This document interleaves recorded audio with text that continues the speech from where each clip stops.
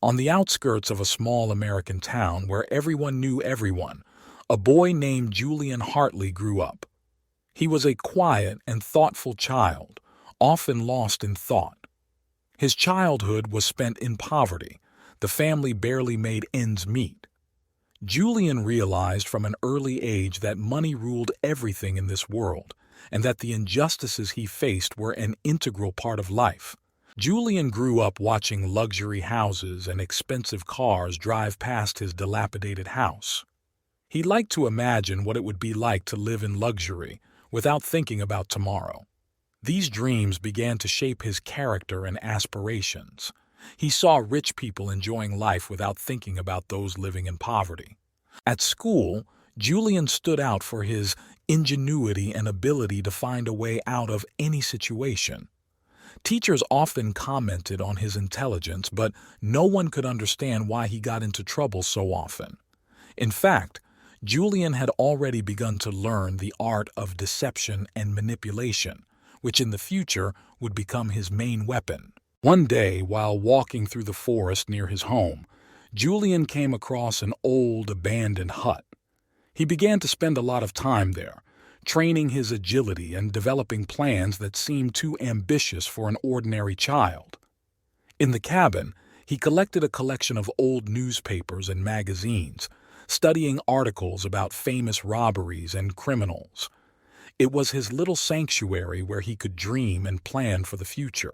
With age, Julian became more determined and self-confident. He learned to quietly observe the rich residents of his city, studying their habits and weaknesses. He understood that every man has his own vulnerabilities, and that the art of a successful heist lies in careful planning and precise execution. Thus began the story of Julian Hartley, the future legendary criminal who, with incredible dexterity and intelligence, would rob the rich, enjoying what he always dreamed of gaining: power and money. Julian Hartley grew up in a ramshackle house on the outskirts of town, where every winter seemed especially cold and every summer especially hot. His family lived very poorly. The mother worked several jobs to somehow feed the family, and the father, having lost his job at a local factory, retreated more and more into himself, finding solace in a bottle.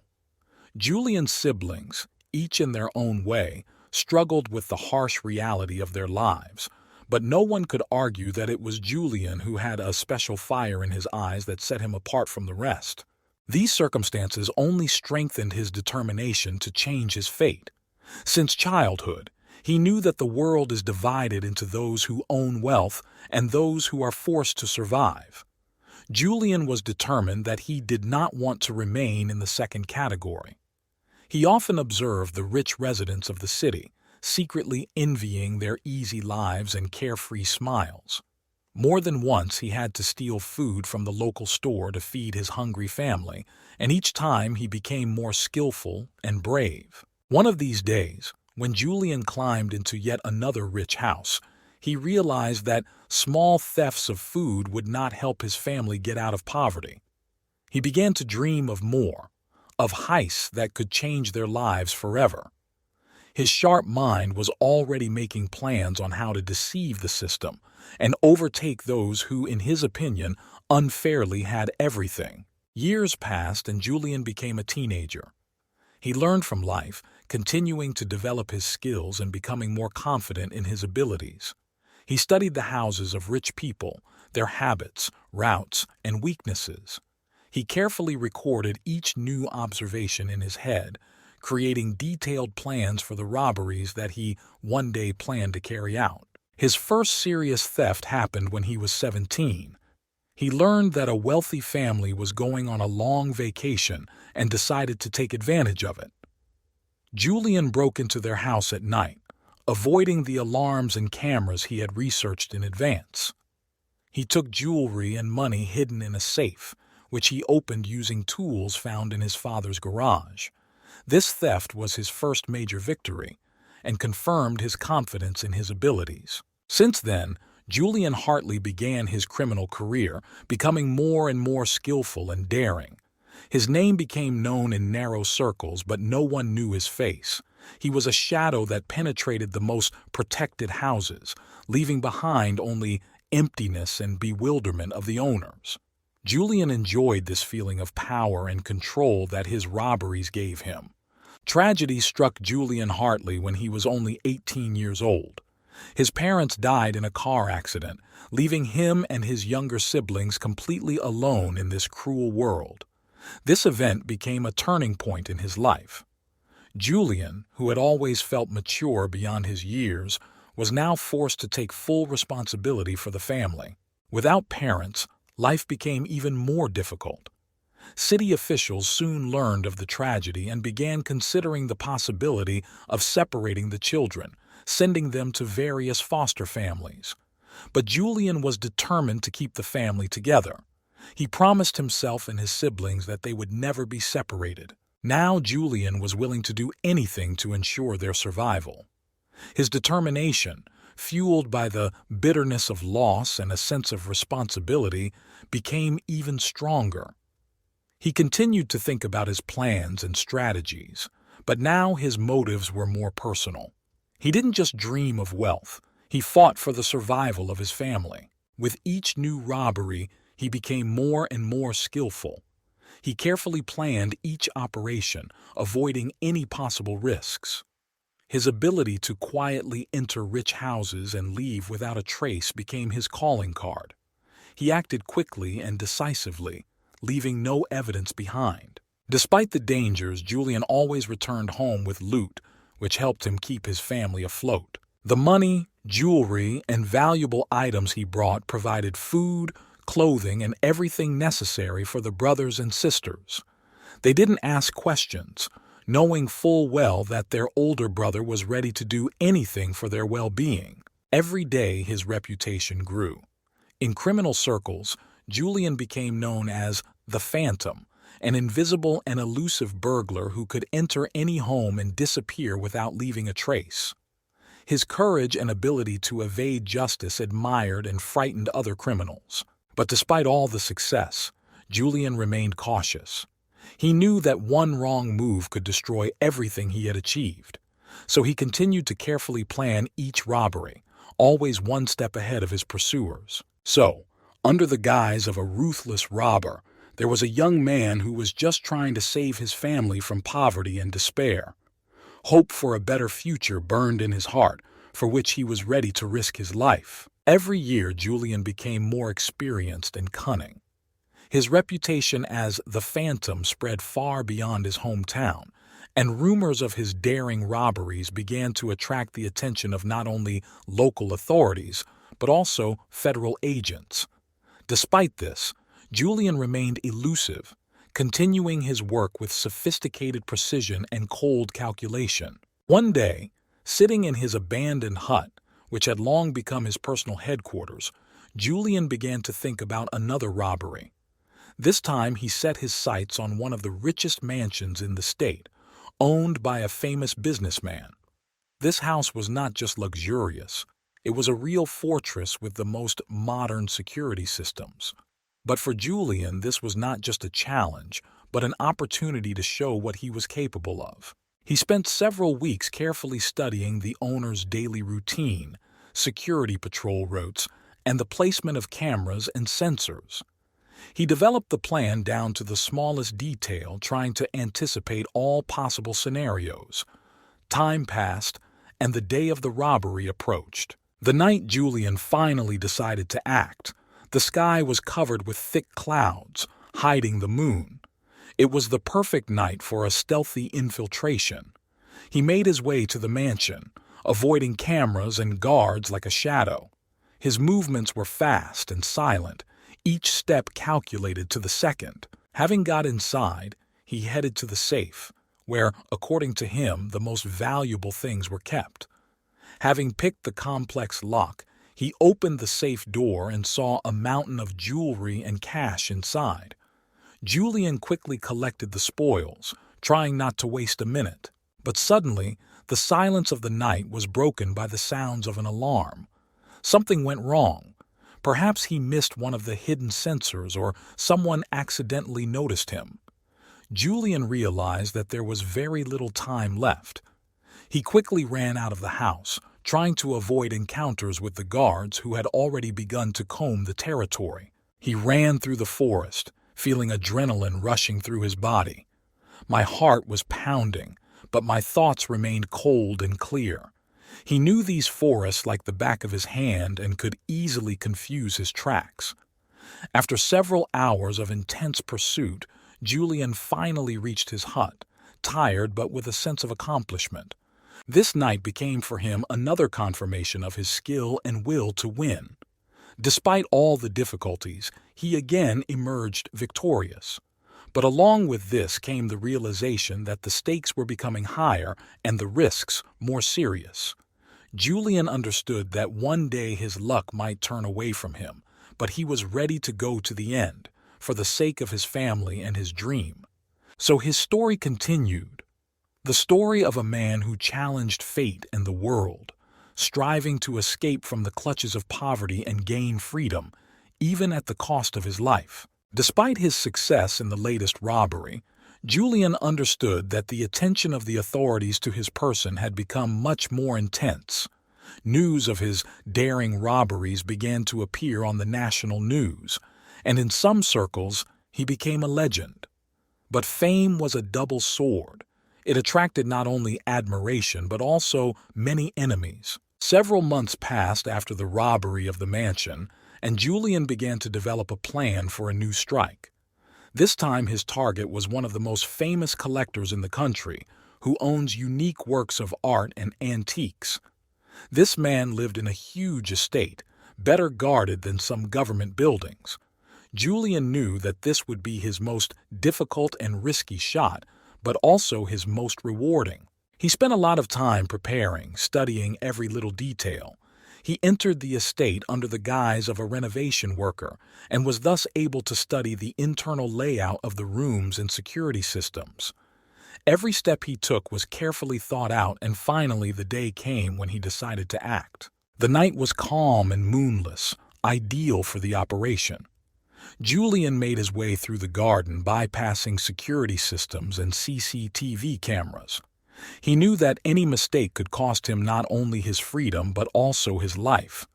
It was dark and quiet inside the estate, and Julian moved quickly but carefully towards the room where the valuable artifacts were kept. Having entered the room, he began to carefully place precious items in his bag. He was almost finished when he heard muffled footsteps outside the door. Julian froze, listening. The footsteps were getting closer, and he realized that he had been discovered. Quickly assessing the situation, he headed to the window, deciding to get out. When he jumped out of the window, the alarm went off and the spotlights cut through the darkness of the night. Security immediately began combing the area. Julian ran, jumping over fences and hiding in dense bushes. Adrenaline washed over him again, but fear gave way to determination. In the forest, he hid part of the loot in a previously prepared shelter, leaving for himself only the essentials. He knew that the main thing now was to get as far as possible and confuse his tracks. Julian continued to run until he reached a safe zone, where reliable accomplices were waiting for him. This night became for him not only another test, but also a lesson. He realized that each new strike attracted more and more attention, and the risks were growing every day. But at the same time, he felt that he could no longer stop. His life turned into an endless adventure where every day was full of dangers and challenges. Now, Julian understood that he needed to be even more careful and smarter. He began to develop new strategies, recruiting people he could trust into his team. Together, they planned the next heists, trying to get rich and remain elusive. With each new blow, Julian Hartley further strengthened his legend, becoming a ghost who was always one step ahead of his pursuers. His name inspired fear and admiration, and his ability to evade justice made him invincible in the eyes of those who heard of his deeds. With each new robbery, Julian Hartley became more and more daring and inventive. His team, consisting of the most reliable and trusted people, helped him implement increasingly complex plans. They acted as a single unit, Each member of the group knew their place and tasks, which made it possible to avoid mistakes. One day, Julian received information about a major charity ball that was to be held in one of the most prestigious hotels in the city. The event was intended to raise a significant amount of money to help those in need. Julian knew that this would not only be a big jackpot, but also a symbolic gesture to rob the richest people right under their noses. The preparation for this robbery took several weeks. Julian and his team carefully reviewed the hotel's layout, security systems, and event schedule. They developed a detailed plan that took into account all possible scenarios. Each team member was given a role and instructions to ensure that the action went off without a hitch. The night of the ball has arrived. Julian, dressed in a tuxedo and mask like most of the guests, entered the hotel unnoticed. His team was already inside, working under the cover of maintenance personnel. They exchanged short signals, checking everyone's readiness to begin the operation. As the guests began to gather in the main hall, Julian saw that the moment had arrived. He quietly approached one of the guards, temporarily disabled him, and took the key card, which gave access to the safe where money and jewelry collected for charity were kept. Going down to the basement, he quickly opened the safe and began putting the contents into a bag. At that moment, the quiet voice of one of the team members was heard in the earpiece, warning that security was approaching. Julian knew he had very little time left. He finished loading and headed for the exit. Meanwhile, in the main hall, the team began a diversionary maneuver. One of them caused a small commotion, attracting the attention of guests and security. This gave Julian the head start he needed. He quickly took the elevator, mingling with the crowd of guests who still did not understand what was happening. When the guards finally realized that a robbery had occurred, it was already too late. Julian and his team managed to leave the hotel and disappear into the night. They split up, each following a pre-planned route to confuse potential pursuers. Gathering in a secluded area, Julian and his team counted the loot. It was one of the most successful robberies of their careers. They knew that now they would be hunted even harder, but the feeling of triumph and satisfaction was stronger than the fear. Julian, sitting in the shadows, reflected on his path. He understood that this life was full of dangers, but he could no longer imagine himself outside this world of adrenaline and risk. He knew he would continue on this path as long as he could. With each new robbery, his legend only grew. The name of Julian Hartley, the Phantom, became increasingly famous and terrifying. But for him, it was not just a game. It was a fight for survival and freedom, for the right to live by one's own rules in a world where money and power decide everything. After successfully robbing a charity ball, Julian and his team decided their next target would be one of the city's most exclusive jewelry stores. The store was known for its fine jewelry and antique jewelry, and its owners prided themselves on their impenetrable security system. This was the perfect challenge for Julian. Julian gathered his team in their secluded area to discuss the plan. They were faced with a difficult task: to break into a jewelry store, bypass the security system, and take out the jewelry without leaving any traces. First, the team began collecting information. Several members of the team, posing as customers, repeatedly visited the store, studying its internal layout, camera locations, security guard movements, and staff work schedules. They then closely monitored the store from the outside for a week, noting security arrivals and departures and staff changes. After collecting all the necessary data, preparation began. Felix, an expert in document forgery, prepared false IDs and passes for the team that would allow them access to the store's back office. Marcus, an electronics expert, has developed a device that will temporarily disable a store's CCTV and alarm systems. He also created a copy of the key card he received from one of the store employees. They chose the night between Friday and Saturday for the robbery, when the store was closed for inventory and there was a minimal number of staff and security guards in the building.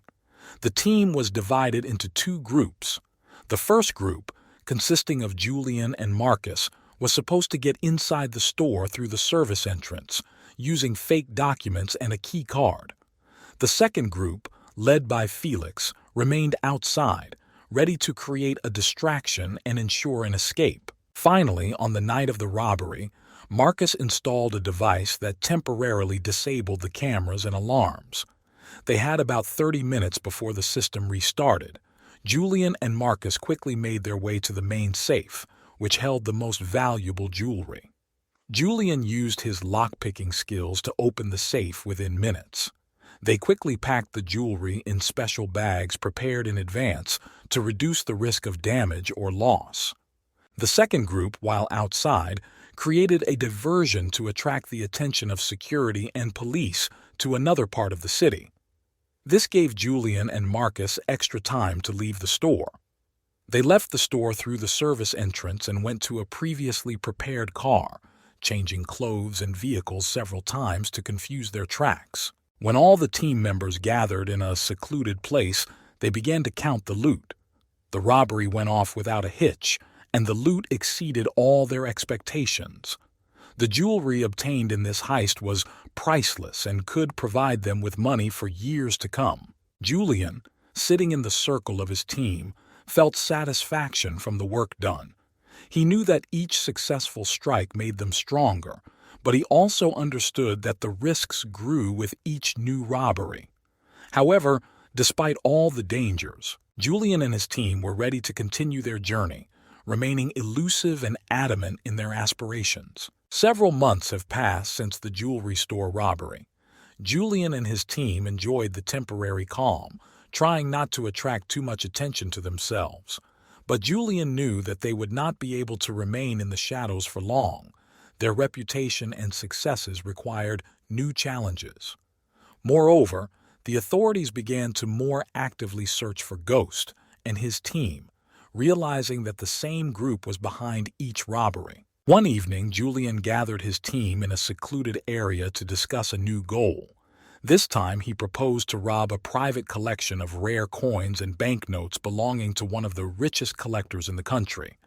The collection was kept in a special vault in his mansion, which was equipped with the most modern security system. The team listened carefully to Julian, knowing that this would be one of their most difficult heists. But the challenge only fueled their interest. They began to plan the operation in detail. First, Julian and several members of the team, disguised as security workers, entered the mansion. They studied the layout of the rooms, security systems, and possible escape routes. This was a dangerous task, since the collector's house was equipped not only with cameras but also with motion sensors and thermal imagers. Marcus, working with electronics, prepared a device that could temporarily disable all the security systems of the vault. Felix, using his forgery skills, created copies of keys and passes that would allow the team to gain access to the desired premises. Julian, as always, took the lead and developed the plan down to the smallest detail. Finally, the night of the operation arrived. The team gathered at the appointed place, checked all the equipment, and once again discussed the plan of action. Julian could feel the tension in the air, but also the confidence in his teammates. They began by quietly entering the mansion. Marcus installed a device that disabled the security systems, giving the team 20 minutes to complete the task.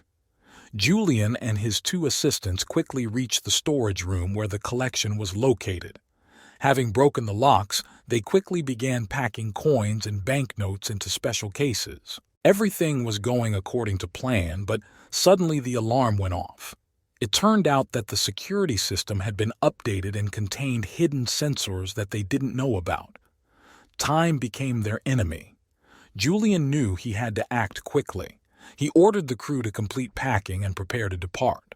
Security was already on the way to the storage facility. Felix, who remained outside as cover, created a diversion to delay the guards. This gave Julian and the others precious minutes to get out of the mansion. They ran through the garden, hiding in the shadows of the trees, and finally reached their transport. Changing cars and routes allowed them to confuse their tracks and evade pursuit. Gathering again in a secluded place, they realized that the operation was on the verge of failure. But the spoils were significant, and this strengthened their resolve to continue. Julian knew that each new success made them stronger, but also attracted more and more attention. Now he understood that he needed to be even more careful and smarter. He began to develop new strategies, recruiting people he could trust into his team. Together they planned the next heists, trying to get rich and remain elusive. With each new blow, Julian Hartley further strengthened his legend, becoming a ghost who was always one step ahead of his pursuers. His name inspired fear and admiration, and his ability to evade justice made him invincible in the eyes of those who heard of his deeds. After another successful heist of a coin collection, Julian and his team realized that the stakes were getting higher. They decided they needed something bigger, and perhaps even riskier to establish their reputation. Julian began to think about a new goal: a bank. The bank in question was one of the largest and most secure in the country. He kept not only money, but also important documents, jewelry, and valuable items belonging to influential people.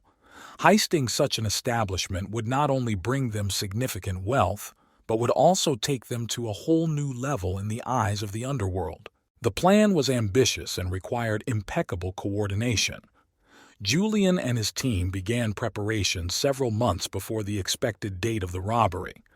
They infiltrated several of their people into the bank under the guise of employees and contractors.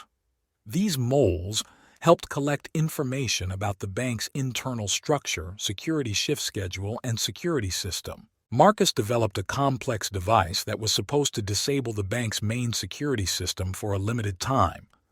This gave the team about 15 minutes to get in, crack the safes, and get out before the alarm was activated again. Felix prepared fake IDs and an escape plan, including several routes and dummy cars. The day of the robbery has arrived. The team was assembled and ready for action. Julian, Marcus, Felix, and several other trusted members of the group entered the bank under the guise of employees, using fake IDs. They took their positions, waiting until the security was minimal. Marcus installed the device and the bank's security system was temporarily disabled. Julian and the others quickly entered the vault. Having broken into the main safe, they began to take out money and jewelry. Everything went according to plan, but time was running out. When the alarm began to be restored, the team was ready to leave. But suddenly, they encountered an unexpected problem. One of the moles embedded in the bank turned out to be a double agent working for the police. He activated the backup security system, and the building began to go into lockdown. Julian realized that their chances of successfully escaping had diminished dramatically. He quickly assessed the situation and decided to split the team. One part, led by Felix, was supposed to distract the guards and police, creating chaos and panic. Julian and Marcus headed towards an underground tunnel that only a few knew existed. After going through the tunnel, they found themselves in an old sewer passage that led to an abandoned building nearby. The escape vehicle was waiting for them there. Meanwhile, Felix and his group did everything possible to delay the police and security, and soon they were also able to escape. When everyone gathered again in a secluded place, they realized that they had only narrowly avoided failure. The rewards were enormous, but the risks were too high. Julian realized that they were now the #1 target for the authorities, and their every move would be under scrutiny. He decided to lay low for a while and reconsider his strategies. They began to create new fake identities, change places of residence and contacts in order to confuse their tracks. But Julian knew that sooner or later they would return to their business. Now their goal was not just success in heists, but survival and further strengthening their legend. Julian Hartley and his team were prepared for anything, knowing that each new step required even more caution and intelligence. After a daring bank robbery where they barely escaped failure, Julian's team decided to lay low for a while. It was a time of rethinking and revising strategies. In their hideout, an abandoned warehouse on the outskirts of the city, silence reigned, broken only by occasional conversations on the radio. Julian sat at a table littered with maps, drawings, and photographs. He knew that, in order to continue their activities, they needed something special. They could not afford another operation that would be on the verge of failure. He needed a plan that would stun everyone and leave the police far behind. The idea came unexpectedly. One of the team members brought a newspaper clipping about an international jewelry exhibition that was to be held in New York. The exhibition was to feature rare jewels from around the world, including the famous Sapphire of the Kings, a stone surrounded by many legends and stories. It was something incredible, something that could not only bring in a lot of money, but also become the greatest robbery in history. Julian began preparations. The plan was ambitious and complex. It included the use of the latest technologies, as well as the most accurate and coordinated execution of each stage. First of all, they installed their man in the security of the exhibition. This man, Danny, was to gather information about security systems and security schedules. Marcus took over the technical part. He developed a device that could cause temporary interference with all electronic signals in a building. This would allow the team to sneak into the exhibition and take the jewels undetected.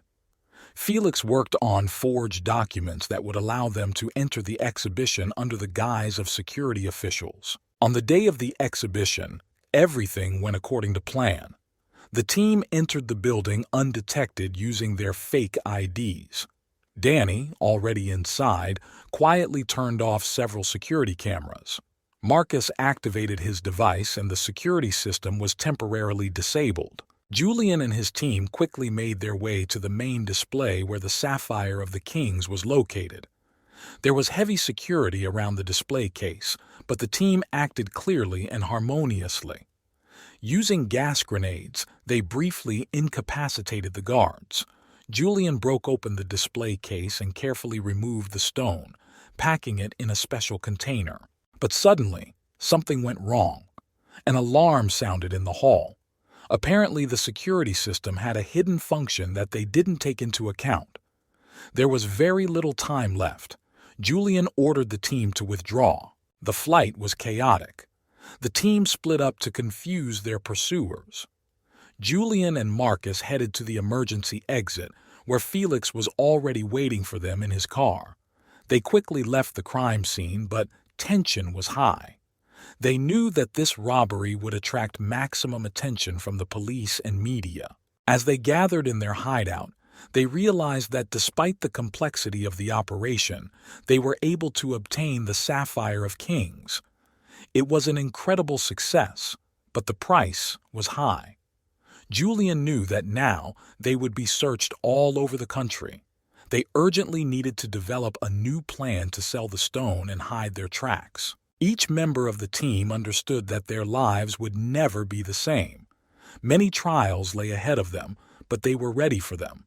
After all, for Julian Hartley and his team, there were no obstacles that they could not overcome. After a robbery at an international jewelry exhibition, police attention to Julian's gang intensified many times over. Police patrols were patrolling around their suspected hideouts and places where they might appear. Identikit photos were sent around the city, and it seemed that every police officer was preparing to catch the ghost and his crew. Sitting in his hiding place, Julian studied the news. The faces of his comrades flashed on television screens and newspaper pages. Every team member felt this pressure, but no one panicked. They knew they had to act quickly and decisively. Julian decided to change strategy. There was no longer time for long preparations and complex operations. He decided that they needed to hide temporarily and divert the attention of the police by creating false leads. To do this, they developed a plan that included several stages. First, they decided to use their network of contacts to create several false operations. Felix, a master forger, created several false identities and fictitious companies to hit different parts of the city. These companies were allegedly engaged in the protection and transportation of valuables. The plan was to mislead the police into thinking that the gang was going to rob these companies. The team also began spreading false rumors through their channels in the criminal underworld. They spread information that major robberies were being planned in various parts of the country. These rumors were meant to create chaos and cause the police to scatter on false leads. Julian also decided that they needed to change their appearance and habits. They changed vehicles, abandoning previously used cars. Each of the team members received a new look. They dyed their hair, changed their clothing style, and some even used plastic surgery to change their facial features. Once everything was ready, the team began implementing the plan.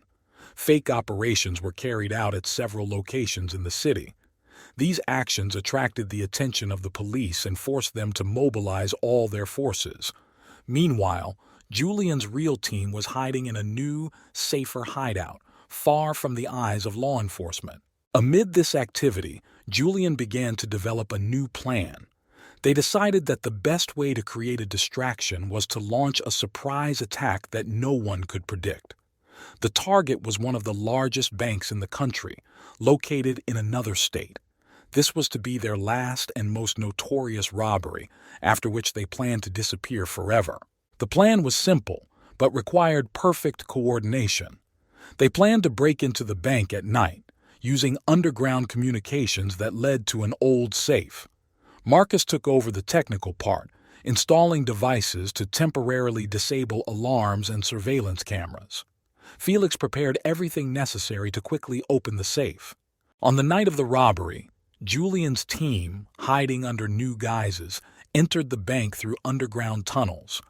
Everything was going according to plan when they found themselves in front of a massive safe. Julian and Marcus worked quickly and efficiently, picking locks and packing money and jewelry into special bags. But suddenly, an alarm sound was heard. One of the bank employees accidentally discovered their intrusion and called the police. Julian realized that they had very little time left. They quickly finished their work and began to retreat through the tunnels. An unpleasant surprise awaited them on the surface. The police had already surrounded the building. Using pre-prepared exits, the team managed to get out of the encirclement, but it was a real battle for survival. Pursued, they rushed around the city, using all their skills to avoid capture. When they finally reached safety, everyone realized that this was their most dangerous and tense moment. The production was significant, but the price was high. They now realized that the police would stop at nothing to catch them. Julian decided that they needed to leave the country temporarily. He began to organize safe passage and shelter in another country, where they could lay low and wait until the situation calmed down. Julian and his team faced new times full of uncertainty, but they knew they were ready for any challenge. The plan to leave the country required precision and coordination from Julian and his team. They knew that their every move would be under close scrutiny by the police and the FBI. Julian decided to split the team into several groups and send them on different routes to minimize the risk of capture. The first group, consisting of Julian, Marcus, and Felix, headed towards the port, where a reliable ship was waiting for them. They used fake documents and new identities to pass all the checks. The second group, including Danny and several other team members, traveled south to cross the border overland, using hidden trails and smuggler routes. Everything went according to plan. Julian and his group successfully reached the port and boarded a ship that was heading to South America. The second group also crossed the border safely without arousing suspicion. The team hoped that the new continent would provide them with an opportunity to start a new life. On board the ship leaving the United States, Julian pondered the future. He knew that many difficulties awaited them, but he believed in his team and in his abilities. They arrived in a small port town in South America, where they were met by local contacts. Here they planned to lie low and develop new plans. Several weeks passed and the team began to get used to their new surroundings. They found safe shelter in an old mansion on the outskirts of the city. Life gradually entered a new direction. Julian continued to maintain contact with the rest of the team, who also successfully reached their destinations. But even in this remote corner of the world, they could not completely relax.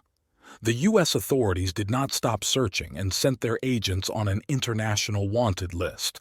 Julian knew he had to be careful not to attract attention. One evening, sitting on the veranda of the mansion, Julian discussed with Marcus and Felix their next steps. They decided they needed to start with a small business to create a legal front. This would allow them to make money and remain above suspicion. Marcus suggested opening an auto repair shop using his knowledge and experience in mechanics. Felix took on the task of completing all the necessary documents and finding a suitable location. The auto repair shop quickly became popular among local residents. Julian and his team worked tirelessly to earn the trust and respect of their clients.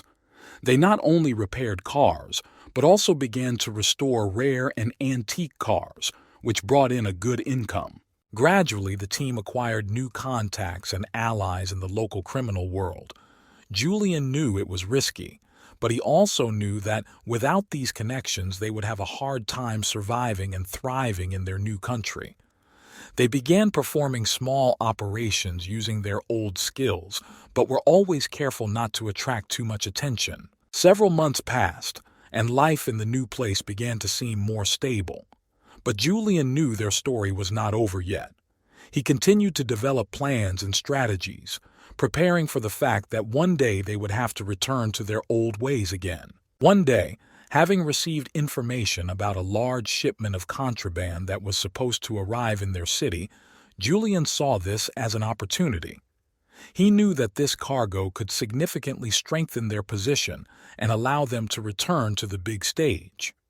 Together with the team, they began to develop a plan to seize the cargo, realizing that this could be the beginning of a new stage in their lives. So Julian Hartley and his team continued their story, always staying one step ahead of their enemies and ready for any challenges that fate had in store for them. The winter in South America was warm, but tensions among members of Julian Hartley's team continued unabated. They knew that the large shipment of contraband that was about to arrive at the port could be their salvation or their destruction. Julian carefully studied the information received from his new allies in the criminal world. The smuggled cargo included rare gems that could be sold for huge sums of money. But this cargo also came with serious security, and the risk of running into competitors was great. Julian gathered the team to discuss the plan. Every step was carefully thought out, from diversionary maneuvers to escape routes. The team decided to act at dusk, when port security became less vigilant. Marcus suggested using a diversion to disable the guards while the main team seized the cargo.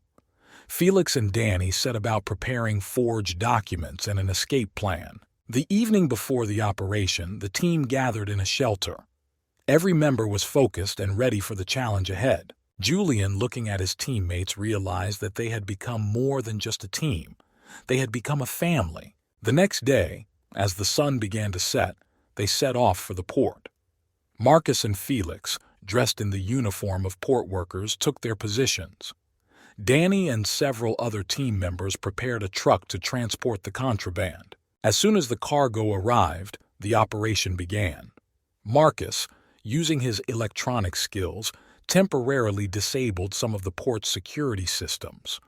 Felix began a diversionary maneuver, creating the appearance of an accident in one of the warehouse areas. This attracted the attention of the guards and allowed Julian and his group to gain access to the cargo. There was little time. Julian and his team quickly loaded the gems into the prepared truck.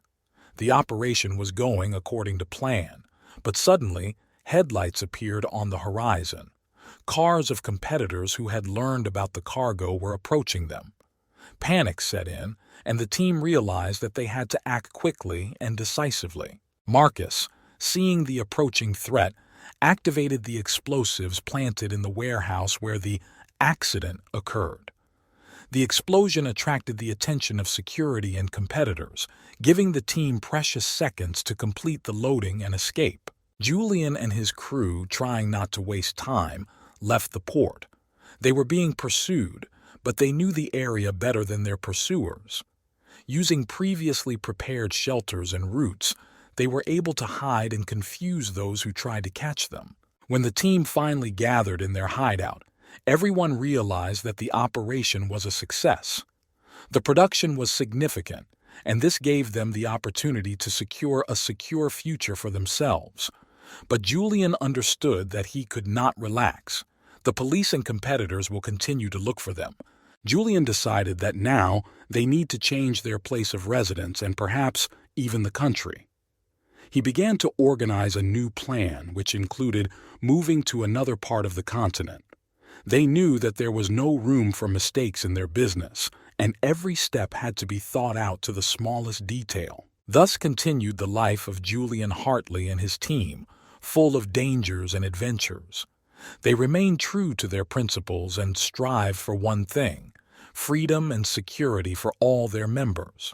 New challenges and trials awaited them, but they were ready for them, knowing that together they could overcome any difficulties. With the loot hidden and wrested from the intense operation, Julian and his team began preparing for the next step. The decision to move became the main point of their plan. Their position had become too vulnerable in South America, and Julian knew that to maintain their freedom they needed to find a new refuge. They decided to move to Europe, where Julian assumed they would be harder to find. The team began to prepare for the long journey, creating new fake documents and planning routes. Julian sent his people to different parts of the continent to collect information about safe places for temporary stay. The flight across the ocean was not as difficult as they expected. Using their skills and connections, the team quietly moved to Europe, settling in a small village in the south of France. Here they hoped to lay low and develop a long-term plan of action. Life in the village was calm and unusual for them.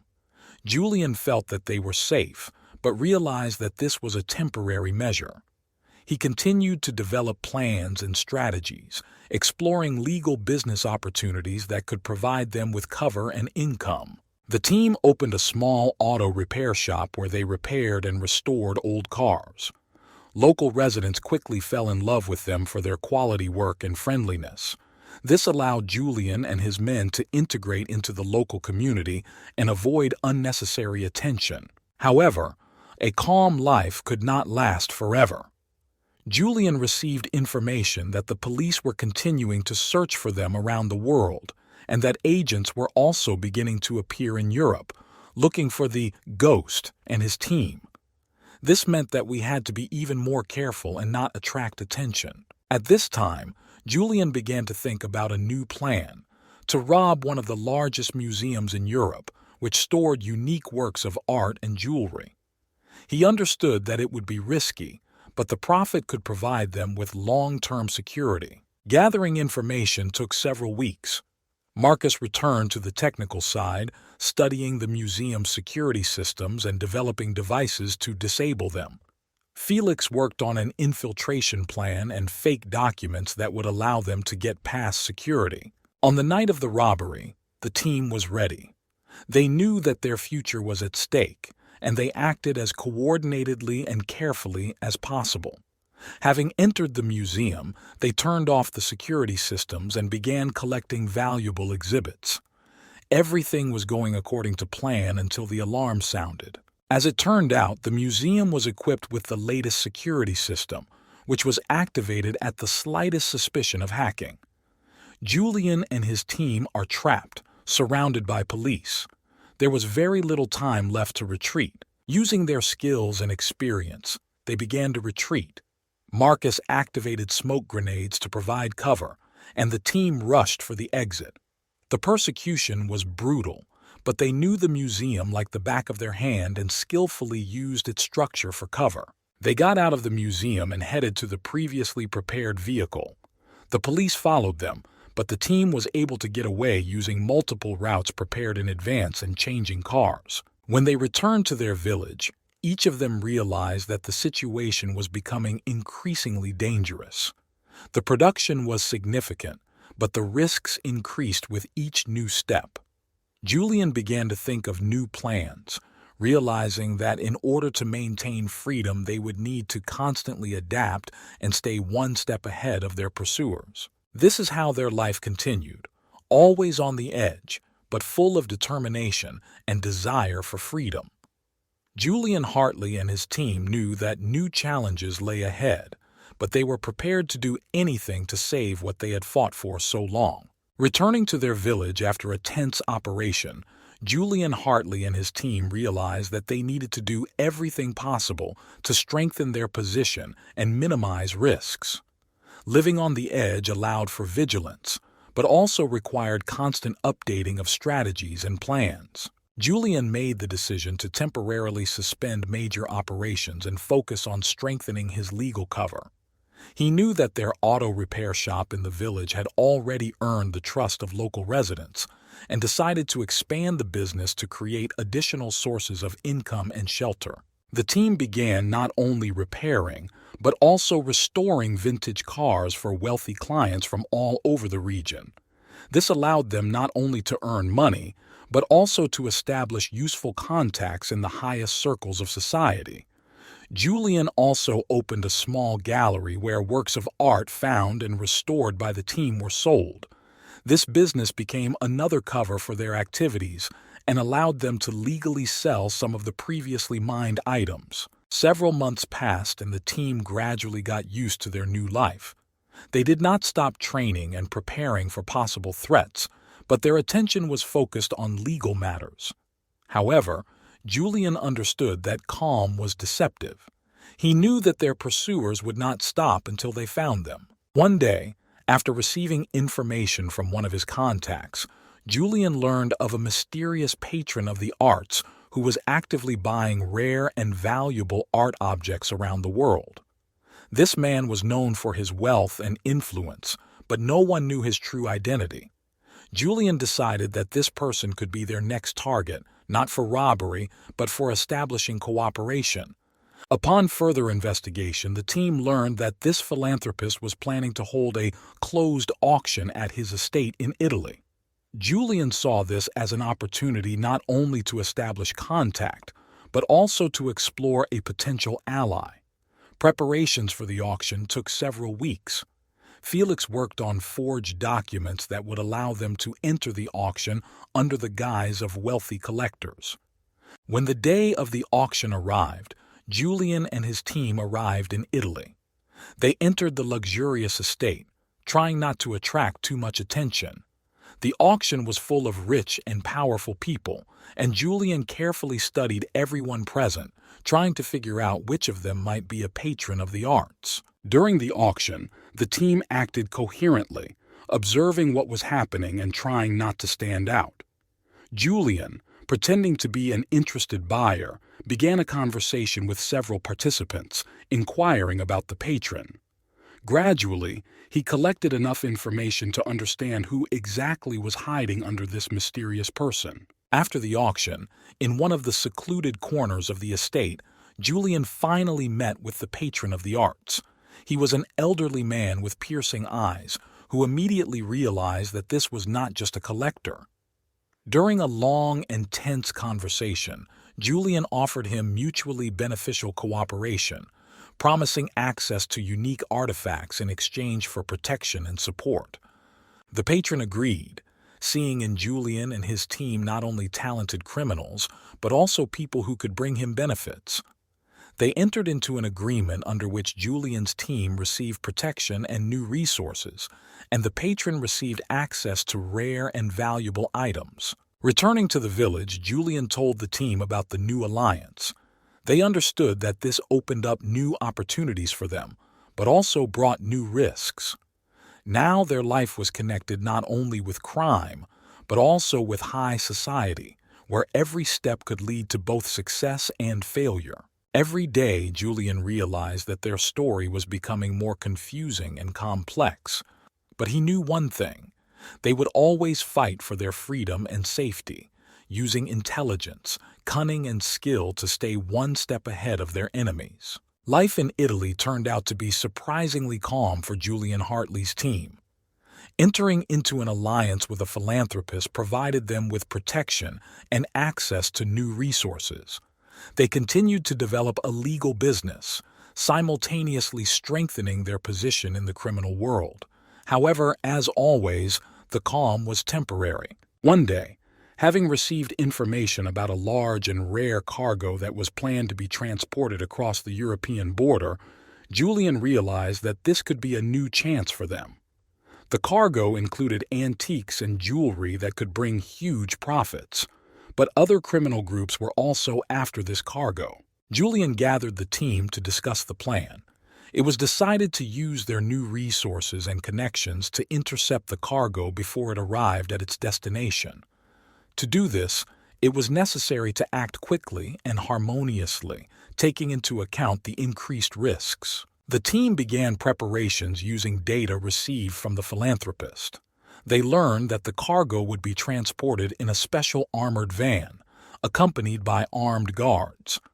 Julian's plan was to create a false obstacle in the van's path, distract the guards, and seize the cargo. The day of the operation arrived. Marcus and Felix took their positions, preparing to create a fake accident on the road where the van would pass. Julian and several other team members hid in ambush, waiting for the right moment to attack. As the van approached, Marcus activated hidden explosive devices, creating artificial barricades on the road. The van stopped and the guards got out of their vehicles to inspect the obstacles. At this moment, Julian's team attacked. Acting quickly and decisively, they neutralized the guards and captured the van. Julian and Marcus opened the armored doors and began to transfer the cargo into their cars. Time was against them, and they knew they had to act as quickly as possible. When the cargo was successfully transferred, the team left the scene of the operation, leaving false trails to confuse their pursuers. They headed to a previously prepared shelter where they could safely hide and distribute the spoils. Returning to their village, they realized that the operation was successful, but the risks were great. Julian understood that now they would be hunted not only by the authorities, but also by competitors from the criminal world. They began to develop new security measures, strengthening their positions and connections. Several weeks passed and the team began to feel the effects of their success. Rumors arose about a new powerful group that had taken control of large supplies of antiques and jewelry. This attracted the attention of not only the police, but also other criminal elements who wanted to know who was behind these operations. Julian decided to act more carefully and secretly. They continued to develop a legitimate business, using it as a cover for their operations. The team strengthened its position by increasing the number of connections and resources that could provide them with protection and security. Life for Julian and his team continued to be filled with dangers and challenges, but they were ready for them. They knew that every new step required the utmost caution and the ability to adapt to changing circumstances. And although their history became more and more complex, they remained true to their principles and desire for freedom, ready for any trials that fate prepared for them. Several months passed in relative calm. Julian Hartley's team strengthened its position by building a complex network of covers and connections. They continued to develop legitimate businesses, but the focus was always on new opportunities and threats. One day, Julian received information from a patron of the arts about an upcoming major auction at which rare and valuable artifacts were to be exhibited. Not only were these art and antiques valuable in their own right, but they could also provide access to new contacts and resources in the upper echelons of society.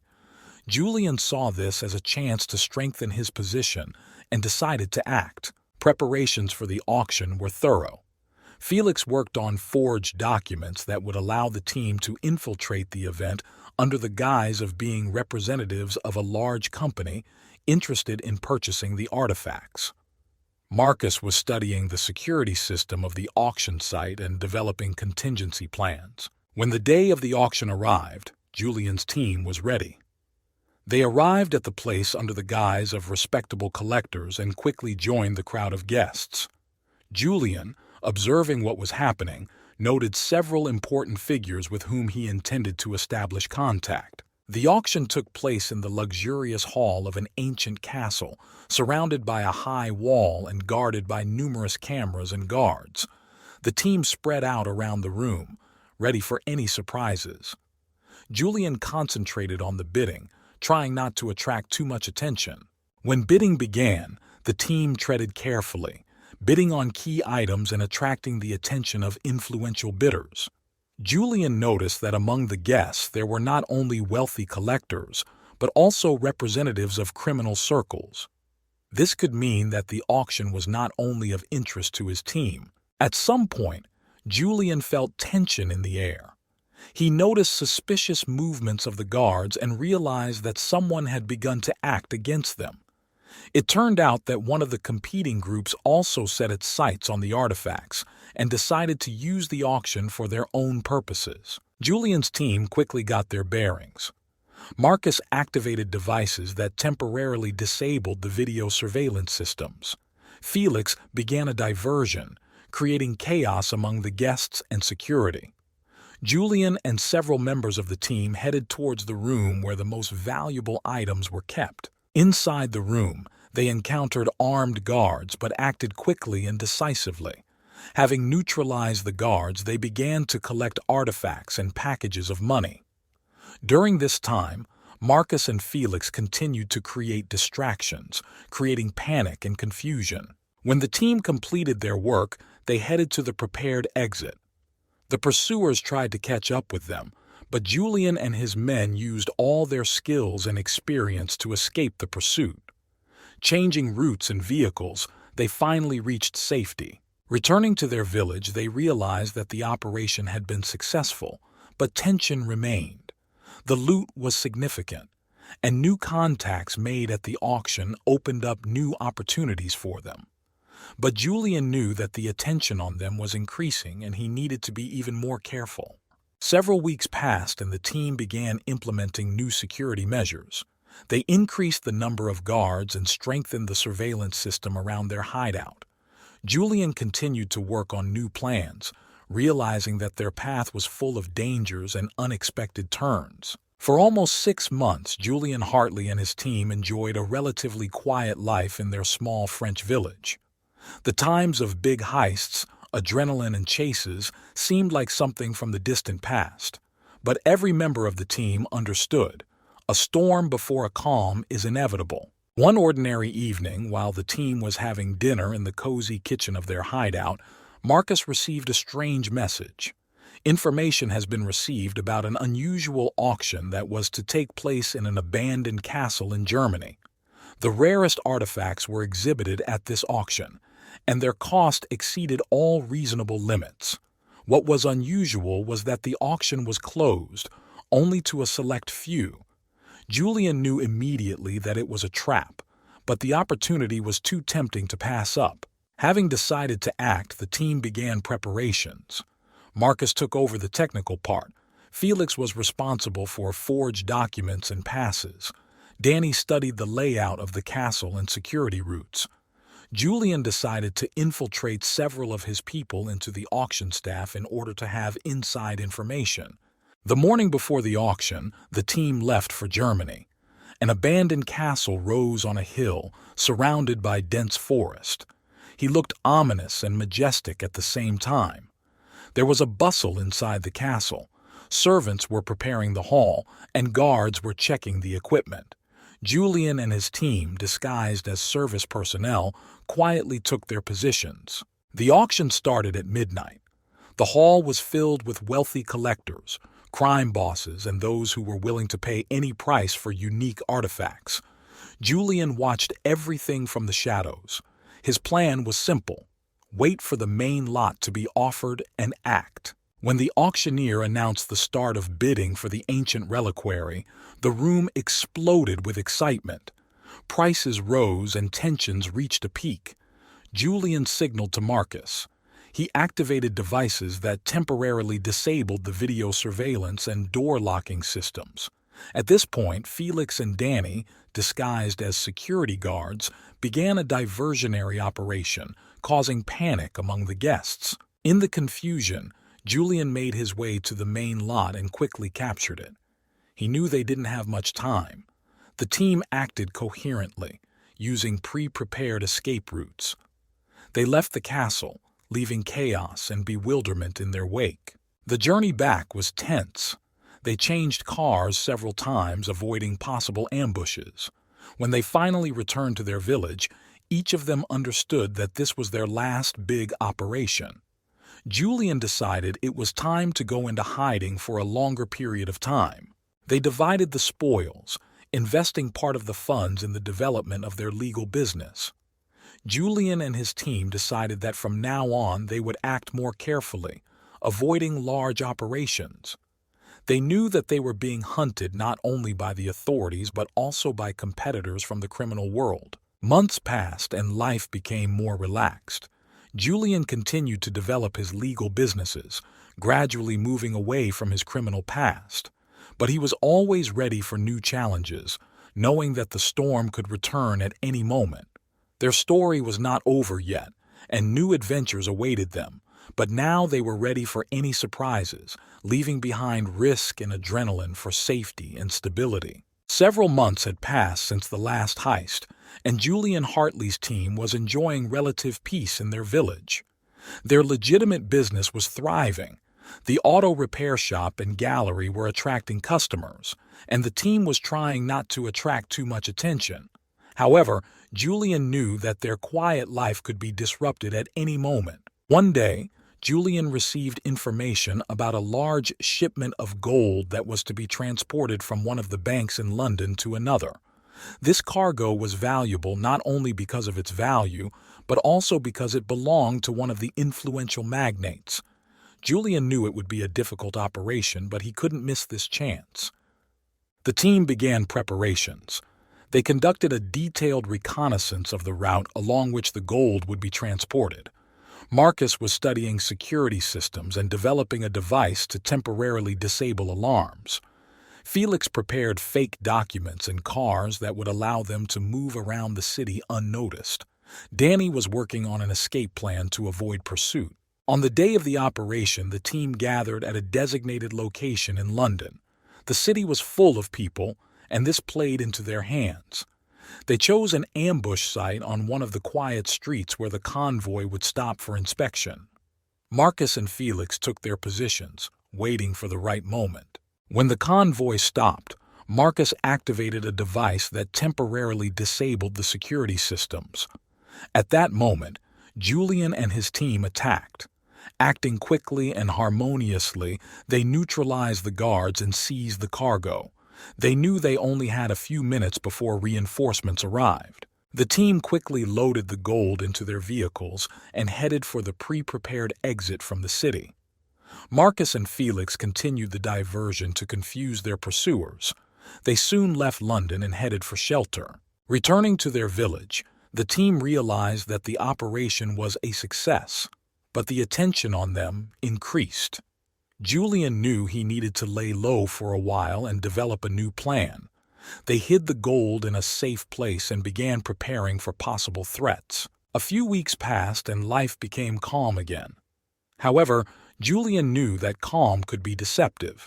He decided that he needed to be more careful and avoid major operations. The team continued to develop a legal business, but was always ready for new challenges. During this time, Julian received an offer from one of his old contacts. It was a risky business involving the robbery of a large casino in Monte Carlo. The reward was enormous, but there was a corresponding risk. Julian thought about the proposal for a long time, weighing the pros and cons. Finally, he decided that this could be their last major robbery, after which they could finally go into the shadows. The team began preparations by studying the casino's layout and security systems. They knew it would be a difficult operation, but they were up for the challenge. On the night of the robbery, the team went to Monte Carlo. The casino was full, which created the perfect conditions for distractions. Marcus hacked the security systems, disabling the cameras and alarms. Felix and Danny began creating distractions, creating chaos in the room. Julian and his team entered the casino vault where the money and jewelry were located. They quickly collected their loot and headed for the exit. Suddenly, the backup alarm system went off and the security went into action. The team found themselves in a dangerous situation, but thanks to their skills and coordinated actions, they were able to get out of the casino and hide. Returning to their village, they realized that this time they risked everything. The prey was huge, and this gave them the opportunity to go into the shadows forever. Julian decided that they should now leave Europe completely and go to a safe place where they could not be found. They sold everything they could and carefully planned their departure. Julian chose a quiet spot in South America where they could start a new life. The team split up and went in different directions to confuse their tracks, and soon they all met in a new shelter. Now, being away from their old life, they started all over again. Julian and his team knew that their story was not over yet, but they were ready for any challenge. New challenges awaited them, but they knew that together they could overcome any difficulties. Despite the success and peace in South America, Julian Hartley and his team knew that their criminal life would not be complete without one last, most daring and significant heist. They longed for a final triumph that would put an end to their criminal careers. Then one evening, as they sat in their hideout, Marcus brought news of a great opportunity. An incredible event loomed on the horizon, the World Jewelry Exhibition in Dubai, the largest in the world. The exhibition was to feature the rarest and most expensive jewelry from all over the world. The best specialists were responsible for protecting the exhibition, and the security system was impenetrable. Julian understood that this robbery would be the largest and riskiest in their careers, but the reward was unprecedented. Planning began with reconnaissance. The team split up to gather information about the exhibition, security systems, schedules, and patrol routes. Marcus used his hacking skills to gain access to the building's plans and security plans.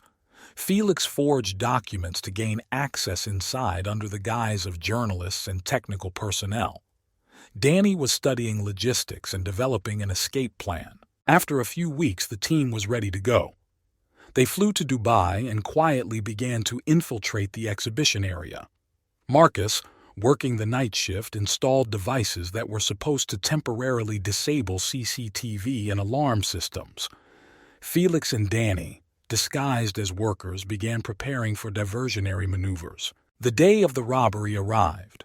The team took their positions, waiting for the right moment. In the evening, when the exhibition was at its peak, Marcus activated the devices, and for several minutes the security systems were disabled. At this time, Felix and Danny began creating distractions, causing panic among the guards and visitors. Julian and his group entered the vault where the most valuable exhibits were kept. Time was against them, but the team acted quickly and harmoniously. They began to pack the jewelry in special bags prepared in advance. Everything was going according to plan until the backup security system went off and sirens filled the building. Realizing that there was very little time left, Julian gave the command to retreat. They ran out of the vault, avoiding clashes with the guards, and headed towards the previously prepared route. Marcus used smoke grenades to hide their departure, while Felix continued to distract the guards. The team left the building and headed to a hidden exit where escape vehicles were waiting for them. The pursuit was brutal, but thanks to pre-prepared routes and changes of cars, they were able to escape their pursuers. They soon reached a safe place where they could rest and evaluate the spoils. Julian and his team knew that this was their last and most daring robbery. The loot was enormous, and they knew that they could now go into obscurity forever. But they also understood that their persecution would now become even more intense. They decided to leave Dubai and go to a remote place where they could not be found. Each of them received new documents and instructions for moving. The team decided to split up and go to different parts of the world to cover their tracks and start a new life. Julian chose a quiet corner on the coast of Thailand for himself and his family. There, they began a new life, enjoying the peace and freedom earned through hard work and risk. The rest of the team also found their own secluded places where they could live in peace, knowing that their past was left behind. And although they went their separate ways, Julian and his team always stayed in touch. They knew that they would forever remain friends and allies, ready to help each other at any moment. Their story became a legend in the criminal world, and they were sure that their names would never be forgotten. Thus ended the story of Julian Hartley and his team, daring criminals who were able to deceive fate and find their way to freedom. New challenges and adventures awaited them, but they knew that together they could overcome any difficulties and live the way they dreamed. Second story of the criminal. In a poor area of New York in 1985, a boy named Benjamin Reynolds was born. His family lived in a small old house that required constant renovation. Benjamin's mother, Linda, worked as a cleaner in one of the local office buildings, and his father, James, worked as a truck driver. The family struggled to make ends meet, and Benjamin realized the severity of life in poverty from an early age. Benjamin was an inquisitive and smart child. From early childhood, he observed life around him, absorbing every detail. He often walked the streets, exploring the shops and banks that were located in the city center. He was always interested in how these institutions worked and asked many questions. One day, walking past a large bank, he thought about how much money was stored inside and how he could get to it. At school, Benjamin showed himself to be a capable student, but his mind was often used not for the best purposes. He became a leader among his classmates, organizing petty pranks and practical jokes. His charisma and ability to persuade attracted other children to him, and he soon became the center of a small group that engaged in petty thefts and pranks. One day, during recess, Benjamin saw one of the students showing off his new toys. At that moment, he had the idea to steal these toys. He came up with a plan and, together with his friends, successfully carried out the theft. This first success inspired him and made him realize that he had the gift of planning and organization. Living in a disadvantaged area, Benjamin often encountered criminal elements. He watched as local bandits quickly became rich through robbery and theft. Despite his parents' attempts to keep him away from this environment, the streets of New York were themselves a school of life, where the fittest survive. One evening, while returning home, Benjamin witnessed a robbery at a local store. He carefully followed the actions of the robbers, remembering every detail. This incident left a deep imprint on his mind, and from that moment on, the thought of easy money and the adrenaline of robbery did not leave him. Every year, Benjamin's interest in the criminal world only intensified. He began studying books and films about famous bank robbers, dreaming of one day repeating their exploits. In high school, he already knew exactly what he wanted to do in the future. Benjamin did not seek higher education or find an honest job. He believed that his destiny was to become a legendary bank robber. A plan gradually matured in his head, which was supposed to bring him the wealth and fame that he had dreamed of for so long. Thus began the journey of Benjamin Reynolds, a future serial bank robber who would forever change the criminal history of America. After graduating from school, Benjamin decided not to waste time and began to bring his plans to life. He found a job in one of the large banks in New York, getting a job as a security guard.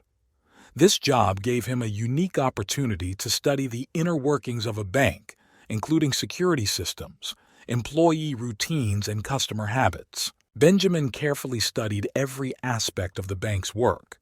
He memorized the collection schedule, observed how and where the money was stored, and analyzed all possible escape routes.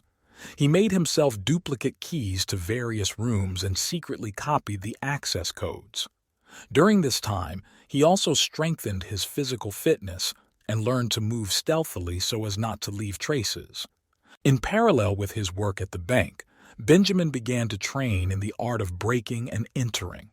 He bought several books and studied every detail, from picking locks to cracking safes. In the evenings, he practiced his skills, turning his small apartment into a training ground.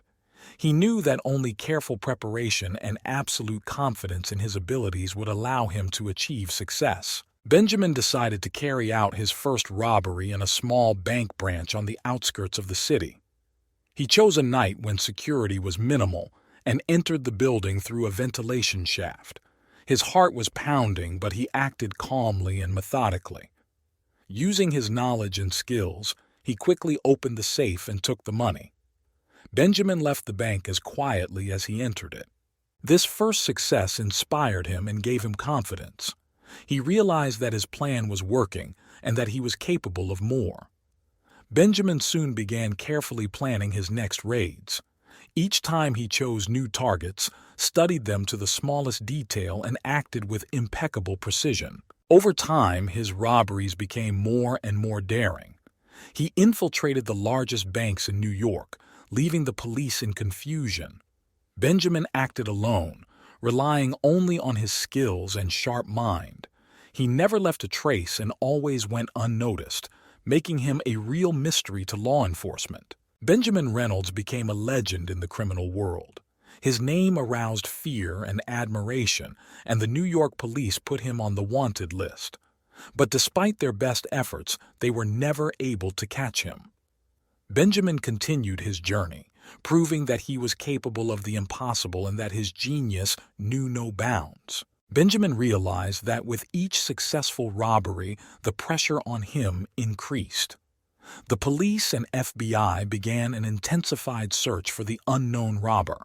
They created a special working group to study each of his crimes, analyze his methods, and look for any possible clues. But Benjamin was always one step ahead. He began to change tactics to make their job more difficult. Instead of operating at night, he began committing robberies during the day when the bank was full of people. This required more careful preparation and incredible composure. He entered banks under the guise of an ordinary client, studied the situation, and waited for the right moment. Then, quickly and decisively, he would get down to business, using his skills and charm to avoid suspicion. Benjamin also began using disguises. He bought different costumes and wigs, changing his appearance to make him harder to recognize. This helped him remain unnoticed and leave without a trace. He became a master of disguise, and the police could not find a single description of his appearance. One day, when Benjamin was preparing for another robbery, he noticed that he was being followed. He realized that one of the bank employees might have suspected something was wrong. Benjamin changed his plans and decided to act differently. He went to another area of the city and chose a new goal, completely changing his usual routes. This incident made him even more careful. He began using technology to track police activity and avoid traps. Benjamin studied how security cameras worked and found blind spots to stay undetected. He also began using fake documents to confuse those who were trying to track him down. Benjamin knew that sooner or later his luck might run out. But every time he committed another robbery and walked away with the loot, he felt that his skill was only growing. He liked to be the center of attention, even if it was from the police. With each new success, Benjamin became more and more daring. He didn't just steal money, he left behind himself peculiar signatures, small notes with riddles that further confused the police. These notes became his calling card, and people began to talk about him as a legend. However, despite all the precautions, Benjamin understood that the game was becoming more and more dangerous. He was at the top, but he also knew that every wrong step could lead to his fall. So he continued to act cautiously, always preparing for the next step and never forgetting that his freedom and life were at stake. Benjamin continued to operate with unprecedented dexterity, improving his skills and strategies. Each new day was an opportunity for him to improve his techniques and learn new ways to bypass security systems. He became a technology geek, learning how to hack alarm systems and forge digital traces. One of the most complex and ambitious robberies for Benjamin was the penetration into the central branch of one of the largest banks in New York. This department was equipped with the latest security systems, including biometric scanners, laser sensors, and continuous video surveillance. But for Benjamin, this was a challenge he couldn't miss. For months, he carefully planned every detail. He learned the security shift schedule, studied all the entrances and exits, and also found a way to bypass the biometric scanners using fake fingerprints. He was even able to access blueprints of the building, allowing him to study the ventilation system and find possible escape routes. On the day of the robbery, Benjamin, dressed in an elegant suit, entered the bank as an ordinary customer. He looked impeccable and did not attract attention to himself.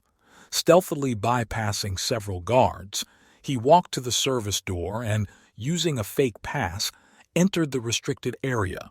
There he began to implement his plan, disabling the security systems one by one. When he reached the main vault, the last obstacle awaited him, a safe with a combination lock.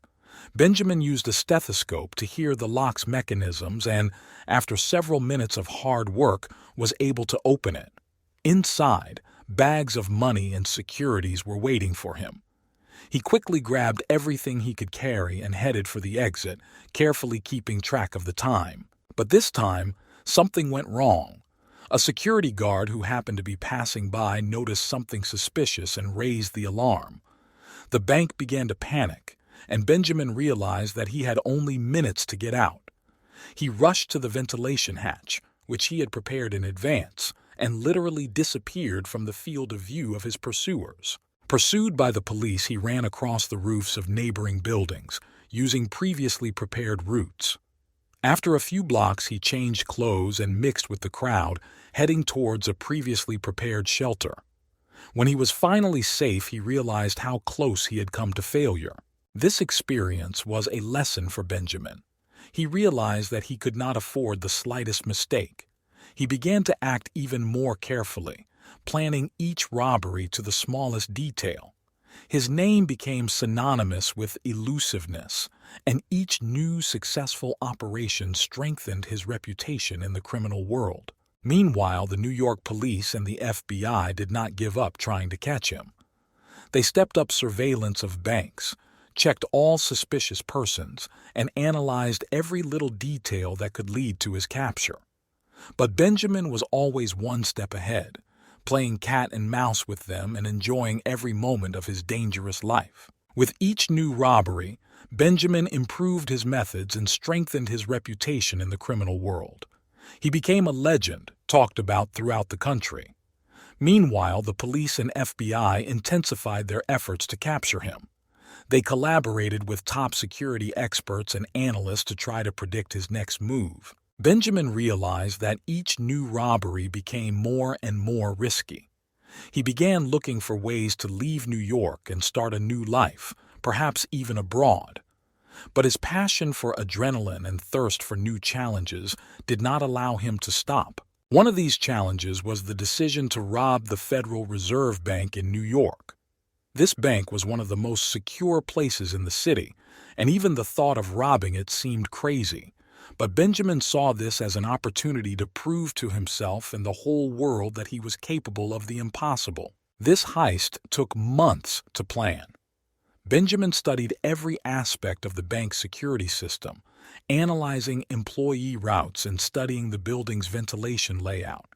He also monitored how and when money was delivered to and collected from the bank. On the day of the robbery, Benjamin acted with incredible precision. He entered the bank under the guise of a maintenance contractor using false documents and forms.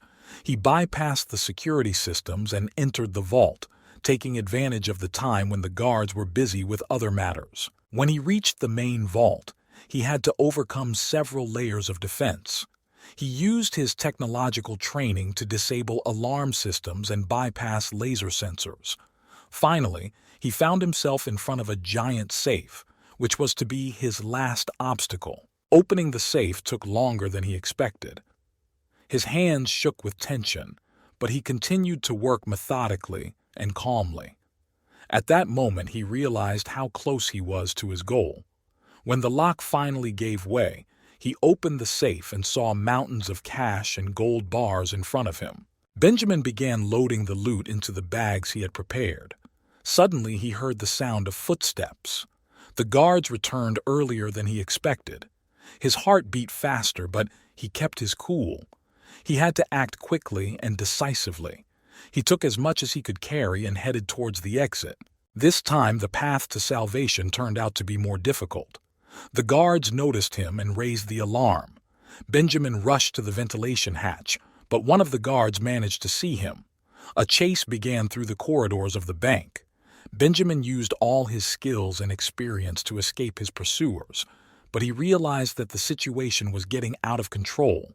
He got out of the building and headed towards a previously prepared shelter. At that moment, he realized that he could no longer continue to live like this. He decided that this would be his last robbery. But thoughts of a new life and freedom were overshadowed by the realization that he was now being persecuted with redoubled force. Benjamin hid in one of his hideouts, watching the news.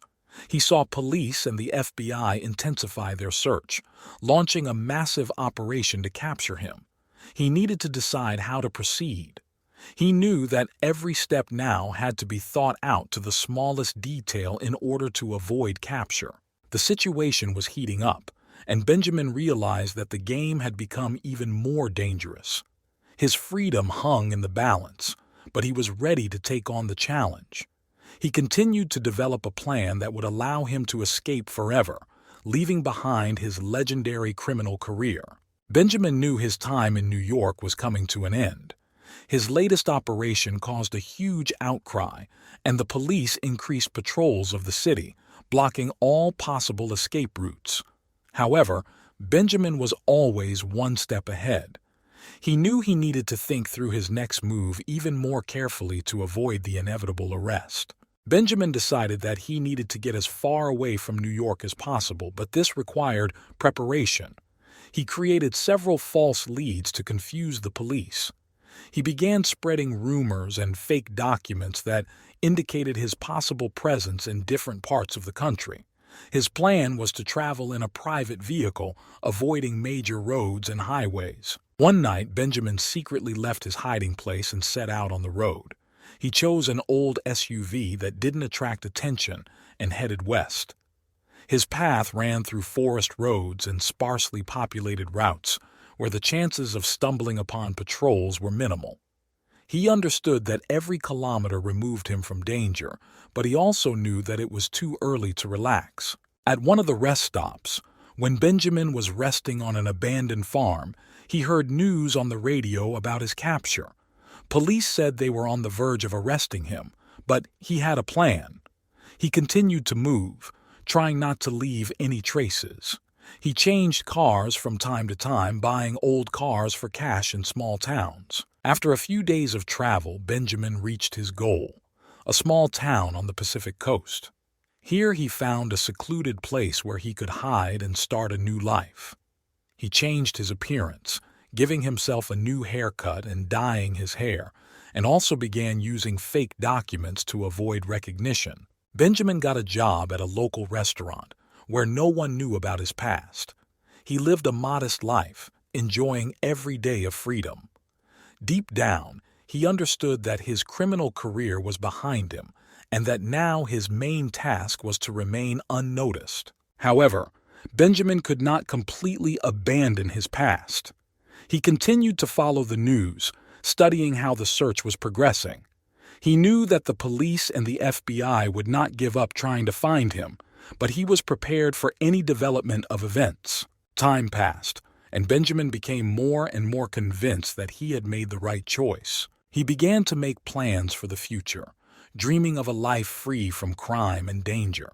He hoped that one day he could disappear completely, leaving behind only the legend of the elusive bank robber.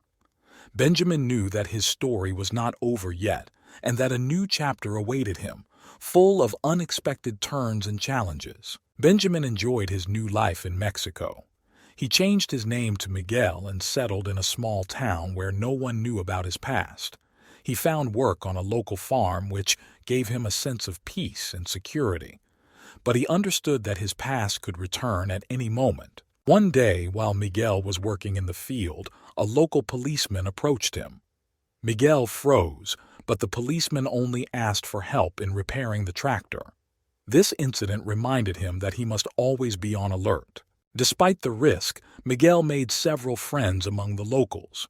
He became part of a small community, and people valued him for his hard work and kindness. Sometimes in the evenings he sat by the fire with new friends, telling them stories from his past life that were invented on the fly. One day a stranger came to the town. He stopped at a local hotel and began asking residents about Miguel. Upon learning of this, Miguel realized that he had been found. He knew that there was no time to waste and began to prepare for another escape. At night, when the town was sleeping, Miguel packed his things and left the house. He headed towards the border with Belize, hoping that there he would be able to get lost among tourists and local residents. The road was dangerous, and he crossed paths with patrols several times, but each time he managed to escape. When Miguel finally made it to Belize, he felt like he could start over. Here he found work in a small restaurant on the seashore. He changed his name and appearance again, trying not to attract attention to himself. Life in Belize was calm and regular, and Miguel enjoyed every day. But despite his apparent calm, he knew that his past would always haunt him. He continued to live with alertness, ready to flee at any moment. Every night, as he fell asleep, he thought that one day he would be able to find a place where no one would find him and begin to live truly freely. So continued the life of Miguel, the man who was once known as Benjamin Reynolds, the legendary bank robber. His story is not over yet, and new challenges and adventures await him. Despite his quiet life in Belize, Miguel, or Benjamin Reynolds as he was once known, could not shake his adrenaline rush and the excitement he felt during robberies. Thoughts about New York and his fame as a legendary bank robber haunted him. He decided that he had to return and carry out one last robbery, the most daring and large-scale in his career. The plan was thought out to the smallest detail. Benjamin chose a target, the largest bank in Midtown Manhattan, where huge amounts of cash and securities were stored. He knew that for such a robbery he would need to return to New York unnoticed, avoiding old connections and places where he might be recognized. He arrived in New York under a different name and rented an apartment in Brooklyn. The first few weeks he did reconnaissance. He watched the bank, studied the security schedule, the security systems, and the daily routine of the employees. He also purchased advanced hacking equipment and fake documents. The day came when everything was ready. Benjamin decided to act on a weekend when there were fewer people in the bank. He put on a suit that hid his face and headed towards the bank. After going through the back entrance, he used counterfeit keys and codes to gain access to the office premises. Entering the vault, he encountered a system of laser sensors and biometric protection. But Benjamin was ready. Using special glasses and devices, he bypassed lasers and forged fingerprints to fool the system. Soon he found himself in front of the main safe. Using a stethoscope and his skills, he began to pick the lock. His heart was pounding, but his hands were confident. When the safe opened, Benjamin saw mountains of money and jewelry in front of him. He began quickly filling the bags, trying not to waste a second. Suddenly, he heard a noise. Someone noticed his presence. Benjamin knew time was short. He took as much as he could carry and headed towards the exit. At that moment, the security system was activated, and panic began in the bank. The alarm went off and the guards headed to the vault. Benjamin used a smoke bomb to escape and ran out the back door. The chase was close, but he was ready for it. A motorcycle was waiting for him on the street and he quickly drove off, leaving his pursuers behind. He managed to hide in an abandoned building nearby where he hid his loot. Benjamin knew that now he needed to leave the city as quickly as possible. He changed his clothes and appearance, blending in with the crowd on the streets of New York. The police and FBI were furious. A robbery of this magnitude could not go unnoticed. The news discussed the audacity and professionalism of the robber, but no one knew that the legendary Benjamin Reynolds was behind it. He crossed the border again, this time heading to South America. There, he decided to start a new life, away from old enemies and memories. However, he knew that his story was not over yet, and that every new day could bring new challenges and adventures. In South America, Benjamin Reynolds found temporary refuge in a small village on the banks of the Amazon River. Here, far from civilization and under close police surveillance, he tried to adapt to a new life. He used false documents to settle in the village and took any job that would allow him to remain in the shadows. However, the thought of returning to New York and his latest robbery continued to torment him. He knew that his legend lived on in people's minds and that he couldn't just disappear. Benjamin felt that his destiny was connected with the city where he became famous. He understood that sooner or later he would have to return. Several months later, Benjamin began preparing for his return. He knew he had to be more careful than ever. He contacted several old acquaintances who could help him with fake documents and logistics. They arranged for him to have a safe passage back to the U.S. so he could get back to New York. Returning to New York, Benjamin acted with extreme caution. He rented a small apartment on the outskirts of the city and carefully concealed his identity. He began to study the city again, its changes and new security measures. He understood that the police and FBI had not forgotten about him, and that he needed to be one step ahead. This time he chose one of the oldest and most guarded banks in the city as his target. The bank was a symbol of New York's financial power, and robbing it would be the greatest achievement of his career.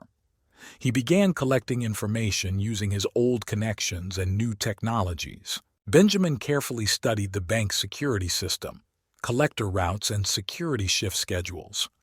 He developed a detailed plan that included breaking into the bank through the sewer system, bypassing laser sensors, and opening the safe using state-of-the-art tools. The day came when everything was ready. At night, Benjamin entered the sewer system and, using a map he had made in advance, reached the bank's basement. There, he carefully made his way through narrow corridors, avoiding security cameras and laser sensors. He acted methodically and quickly, as always. When he got to the safe, the most difficult part awaited him. Using his skills and the latest gadgets, he began to pick the lock. Time passed and he felt the tension growing. Finally, the safe opened, revealing money and securities. But this time, Benjamin decided not to take everything. He left a symbolic amount to show that what was more important to him was not wealth, but the process itself. He quickly left the bank, again using the sewer system, and headed towards his hideout. The police discovered the robbery only in the morning, and it caused a huge outcry. Everyone was talking about the return of the legendary robber and discussing his audacity and skill, but no one knew where he was now. Benjamin disappeared from New York again, this time heading to an unknown location. He knew that his story was not over yet and that new adventures awaited him. He relished the thought that his name would remain in people's memories as the name of a man who never gave up and continued to play his dangerous game until the very end. After successfully returning to New York and daringly robbing one of the city's oldest banks, Benjamin knew he had to keep moving. He knew that the police and FBI would not give up trying to catch him, and he decided that the next city for his great final heist would be Chicago. Chicago, with its rich history of organized crime and financial institutions, seemed an ideal place for the next strike. Benjamin carefully studied the city, its largest banks and security systems. He chose a target, one of the most prestigious banks in the city center with a long history and a reputation for invulnerability. He arrived in Chicago under a different name, rented a small apartment, and began scouting. For the first few weeks, he observed the bank, studying security schedules, security systems, and employee work schedules. He also looked at different escape routes to ensure he had multiple options in case of unforeseen circumstances. One of the main tasks was to enter the building undetected. Benjamin found a solution. He got a job as a technical specialist in one of the companies that maintains the bank's security system. This gave him access to important information and allowed him to plan his actions with maximum precision. Benjamin thought through every step. He knew that mistakes would not be tolerated and acted with the utmost caution. Finally, the day came when everything was ready. He chose a night when the bank was empty and security was minimal. Using his knowledge and fake passes, he entered the building through the service entrance. Having entered the bank, Benjamin bypassed the security systems and reached the main vault. He used modern technology and tools to break the locks and disarm the alarms. Soon he found himself in front of the safe, which was the last obstacle on his way. Benjamin began to open the safe, listening carefully to every click of the mechanism. His hands acted confidently and quickly. When the lock gave way, he opened the door and saw in front of him huge amounts of cash and securities. He began filling the bags, trying not to waste time. However, at this moment something went wrong. One of the security guards patrolling the building noticed the stranger and raised the alarm. Benjamin realized that he had only minutes to leave the building. He quickly collected everything he could carry and headed towards the exit. A car was waiting for him on the street which he had previously parked nearby. Benjamin rushed to the car, hearing the guards chasing him. He started the engine and took off, leaving his pursuers behind. Soon he found himself on one of the central routes, heading towards a previously prepared shelter. Chicago woke up to news of a daring robbery. The police and FBI were furious, and the city began to search for a mysterious robber who managed to bypass all security systems and escape with the loot. But Benjamin was already far away. He left behind another legend, adding a new name to the list of his successes. Now his path lay further, to new challenges and adventures. Benjamin understood that his story was not over yet. Each new robbery brought him closer to his final goal, to become the most famous and elusive bank robber in history. And he was ready for new challenges, knowing that many interesting things awaited him ahead. After a daring robbery in Chicago, Benjamin found his reputation as an elusive bank robber had reached new heights. The police and FBI redoubled their efforts to find him, but he had already left town, leaving them confused. Benjamin headed west, deciding to lay low for a while and plan his next great heist. He chose Los Angeles as his next destination. The City of Angels, known for its luxury and wealth, provided many opportunities for the ambitious robber. Benjamin knew that this city was home to some of the largest banks and financial institutions in the country. He decided that his next target would be a bank known for its strict security measures and large cash reserves. Benjamin arrived in Los Angeles under a new name and rented an apartment in the suburbs. He spent the first few weeks again on reconnaissance, studying bank security systems and security patrol routes. He established surveillance of the bank and its employees, collecting all the necessary information for his plan. Benjamin knew that for a successful heist, he needed to use the latest technology. He purchased electronic lockpicking equipment, signal jamming systems, and other devices that could help him bypass the bank's security system. He also began working out to maintain his fitness and sharpen his skills. The day came when everything was ready.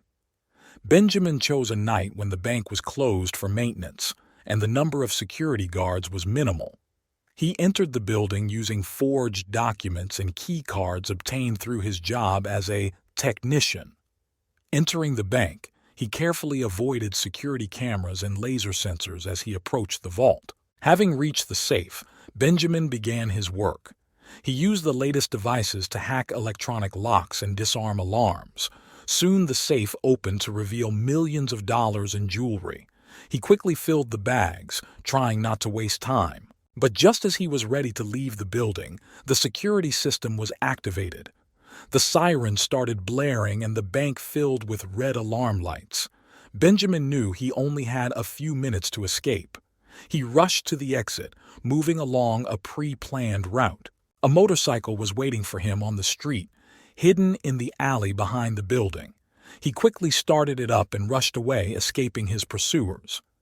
The city was filled with the sounds of sirens, but Benjamin was already far away.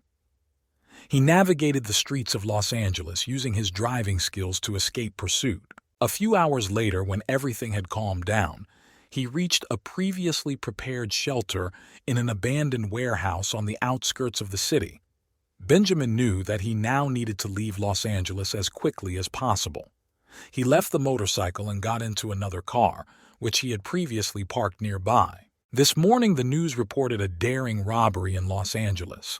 The police and FBI are once again left in disarray, not knowing who is behind this crime.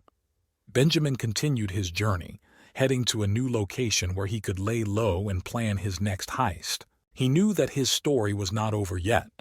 New challenges and dangers awaited him ahead, but he was ready for anything. Benjamin Reynolds, the legendary bank robber, continued his game, never resting and always staying one step ahead of his pursuers. Benjamin Reynolds decided to lay low after a daring robbery in Los Angeles. He realized that the FBI and police were intensifying their pursuit, and he needed time to prepare for the next step.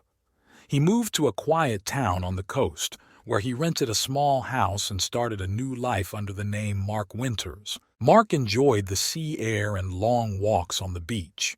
He made acquaintances with local residents, tried to fit into their circle and not attract attention. As time passed, he began to feel that he might have found a place where he could spend the rest of his life in peace.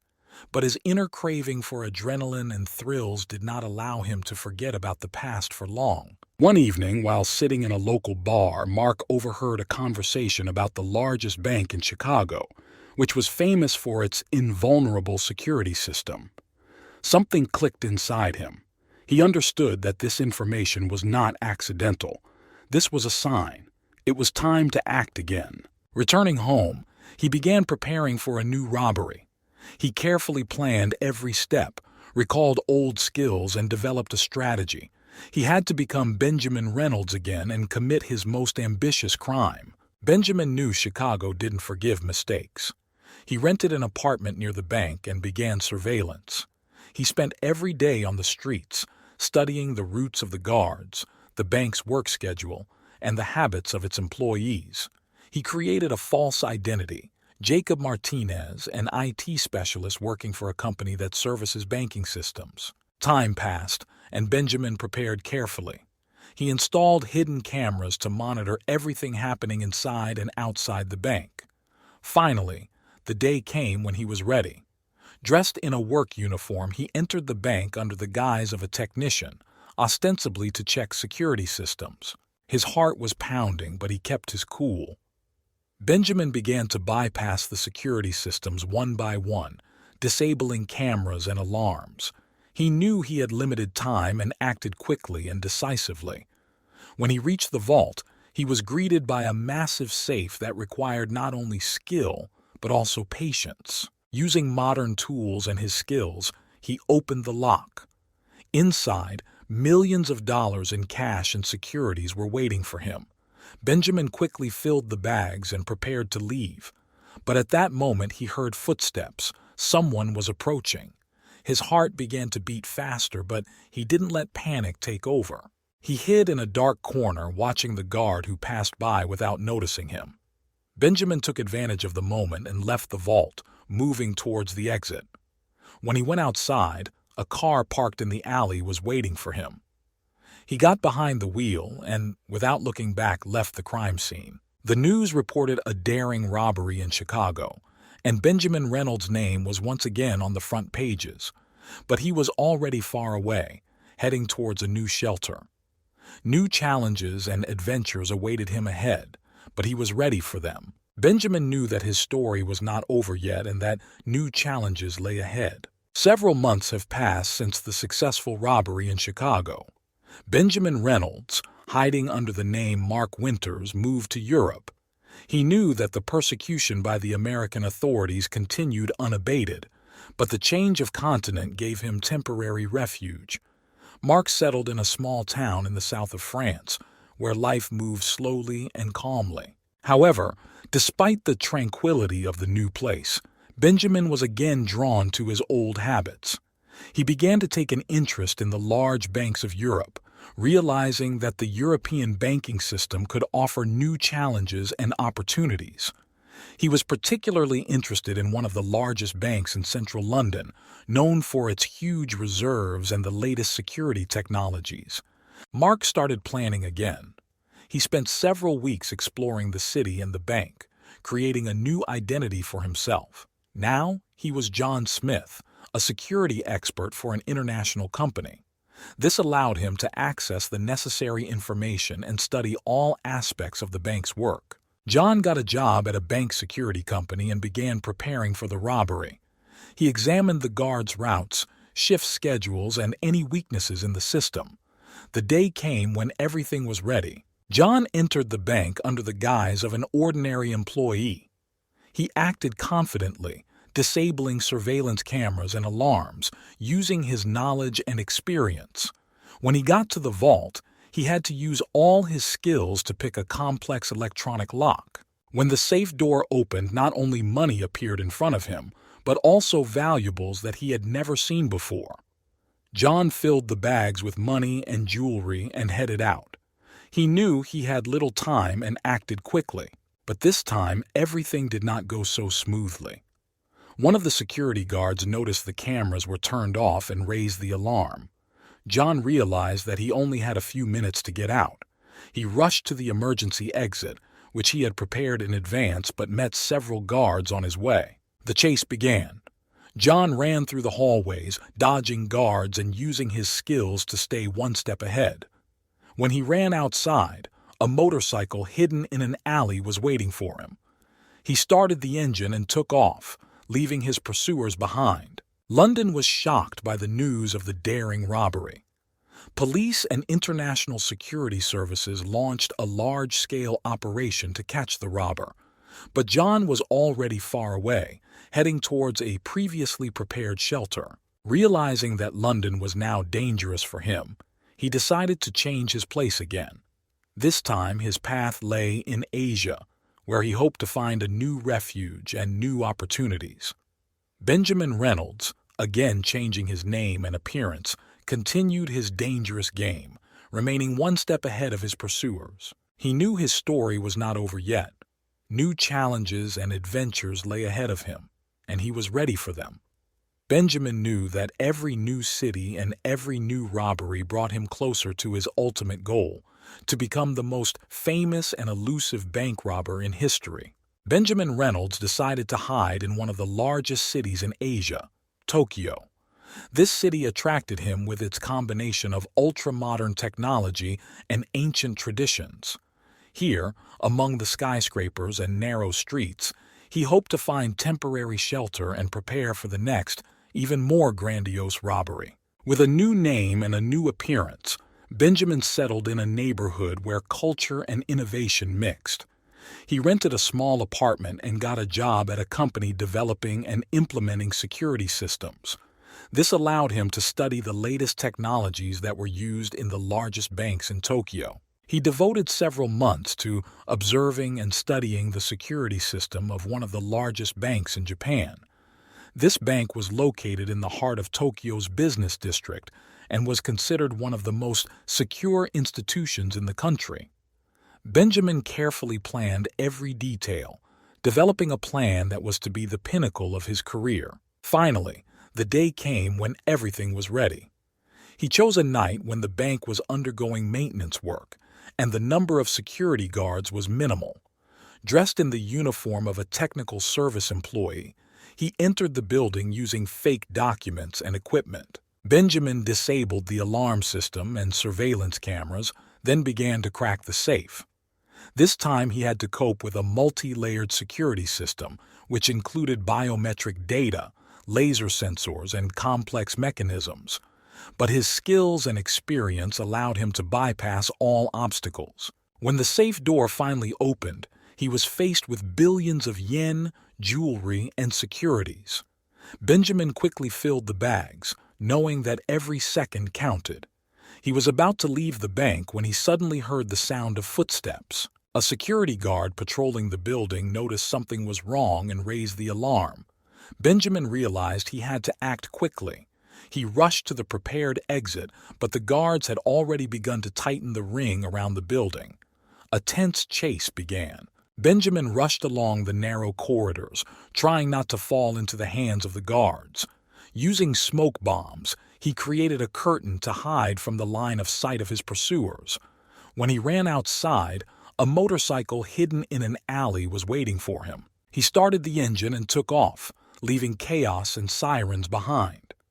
The night was dark, and he moved through the narrow streets of Tokyo, trying to avoid police patrols. Soon he reached an abandoned warehouse, where he hid his loot and changed his clothes. The next day, news of a daring robbery in Tokyo shocked Japan. Police and international security services launched a large-scale operation to catch the robber. But Benjamin was already far away, preparing for the next stage of his journey. He knew that now he was being pursued not only by American and European services, but also by Asian law enforcement agencies. This made his situation even more dangerous, but also added adrenaline and excitement. Benjamin decided to move on, this time heading to Singapore, a city famous for its financial institutions and high technology. New challenges and new opportunities awaited him ahead. He continued to play his dangerous game, staying one step ahead of everyone who tried to catch him. Benjamin Reynolds, changing his name and appearance, continued his legend, never resting and always ready for new challenges. After a successful robbery in Tokyo, Benjamin Reynolds decided to change things up and headed to Singapore. This city, known for its cutting-edge technology and strict security measures, seemed like the perfect place for a new challenge. However, this time he planned not just a bank robbery, but something more ambitious: the theft of an important artifact which was kept in a high-tech museum in the city center. Benjamin knew that this artifact was a point of pride for Singapore, and its theft would be a big deal. He began studying the museum, its security system, and employee work schedules. Attention has been drawn to the latest technologies using biometrics, laser systems, and artificial intelligence to ensure security. He carefully thought out a plan that included the use of drones, fake biometric data, and hacking artificial intelligence systems. It was risky, but Benjamin was confident in his abilities. He began to prepare, gathering the necessary equipment and working out the details of the operation. The day came when everything was ready. At night, Benjamin entered the museum building using forged documents and his burglary skills. He disabled the alarms and surveillance cameras, then used drones to bypass the laser systems. Having reached the hall where the artifact was kept, he used his knowledge of biometrics to fool the scanners. When he finally stood in front of the artifact, a feeling of triumph washed over him. But at that moment, something went wrong. The security system activated, and the museum filled with red alarm lights.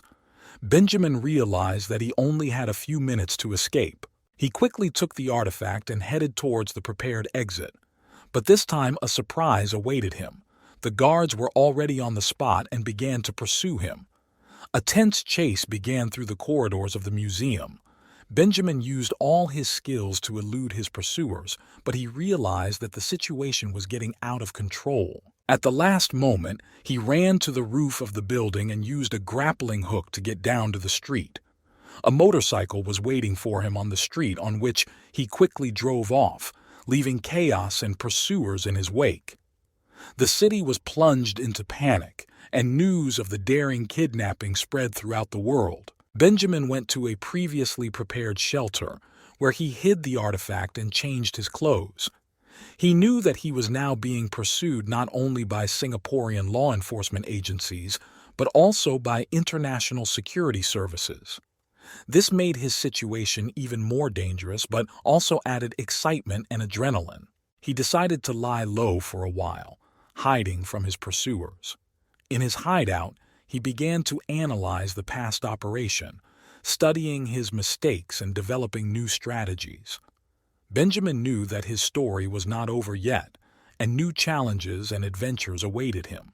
Now his goal was not just to rob banks, but to leave his mark on history as the most daring and elusive criminal. He understood that each new step would require even greater caution and skill from him, but he was ready for it. Benjamin Reynolds, changing names and appearances, continued his dangerous game, always remaining one step ahead of his pursuers. Benjamin Reynolds, now known as Richard Stone, sat at a table in a luxurious Macau casino. That evening he was a model of calm and confidence. His eyes closely followed the dealer's movements, but his thoughts were far from the card table. He was preparing for the most daring robbery of his career. In Richard's head, every action was calculated down to the second. He knew the guards' schedules. He knew when the security cameras were changing, and he knew that every second would be worth its weight in gold. He had become a regular visitor to the casino in recent months, carefully studying the behavior of the staff and finding weaknesses in the security system. The evening was noisy, as always in Macau. Casino visitors were enjoying the game, not suspecting that at this time one of them was preparing to pull off the robbery of the century. Richard knew now was the perfect time. He stood up from the table, apologizing to the dealer, and headed towards the elevator leading to the underground floor. As soon as the elevator doors closed, he quickly changed his clothes to the security uniform he had prepared in advance. In his pocket were counterfeit key cards and a device for breaking electronic locks. He was ready. The elevator doors opened and Richard found himself in the corridor leading to the vault. He moved forward, confident and calm. Guards met him at every step, but the fake uniform and confidence in his eyes did not allow them to suspect anything was wrong. He walked up to the vault doors and used a fake card to gain access. The door opened with a slight click. The vault was protected by several layers of security, but Richard was prepared for this. He began disabling alarm systems using his hacking device. The tension grew with every minute. It seemed to him that time had slowed down. Finally, he reached the safe. At this moment, his breathing quickened. He knew that every step could be his last.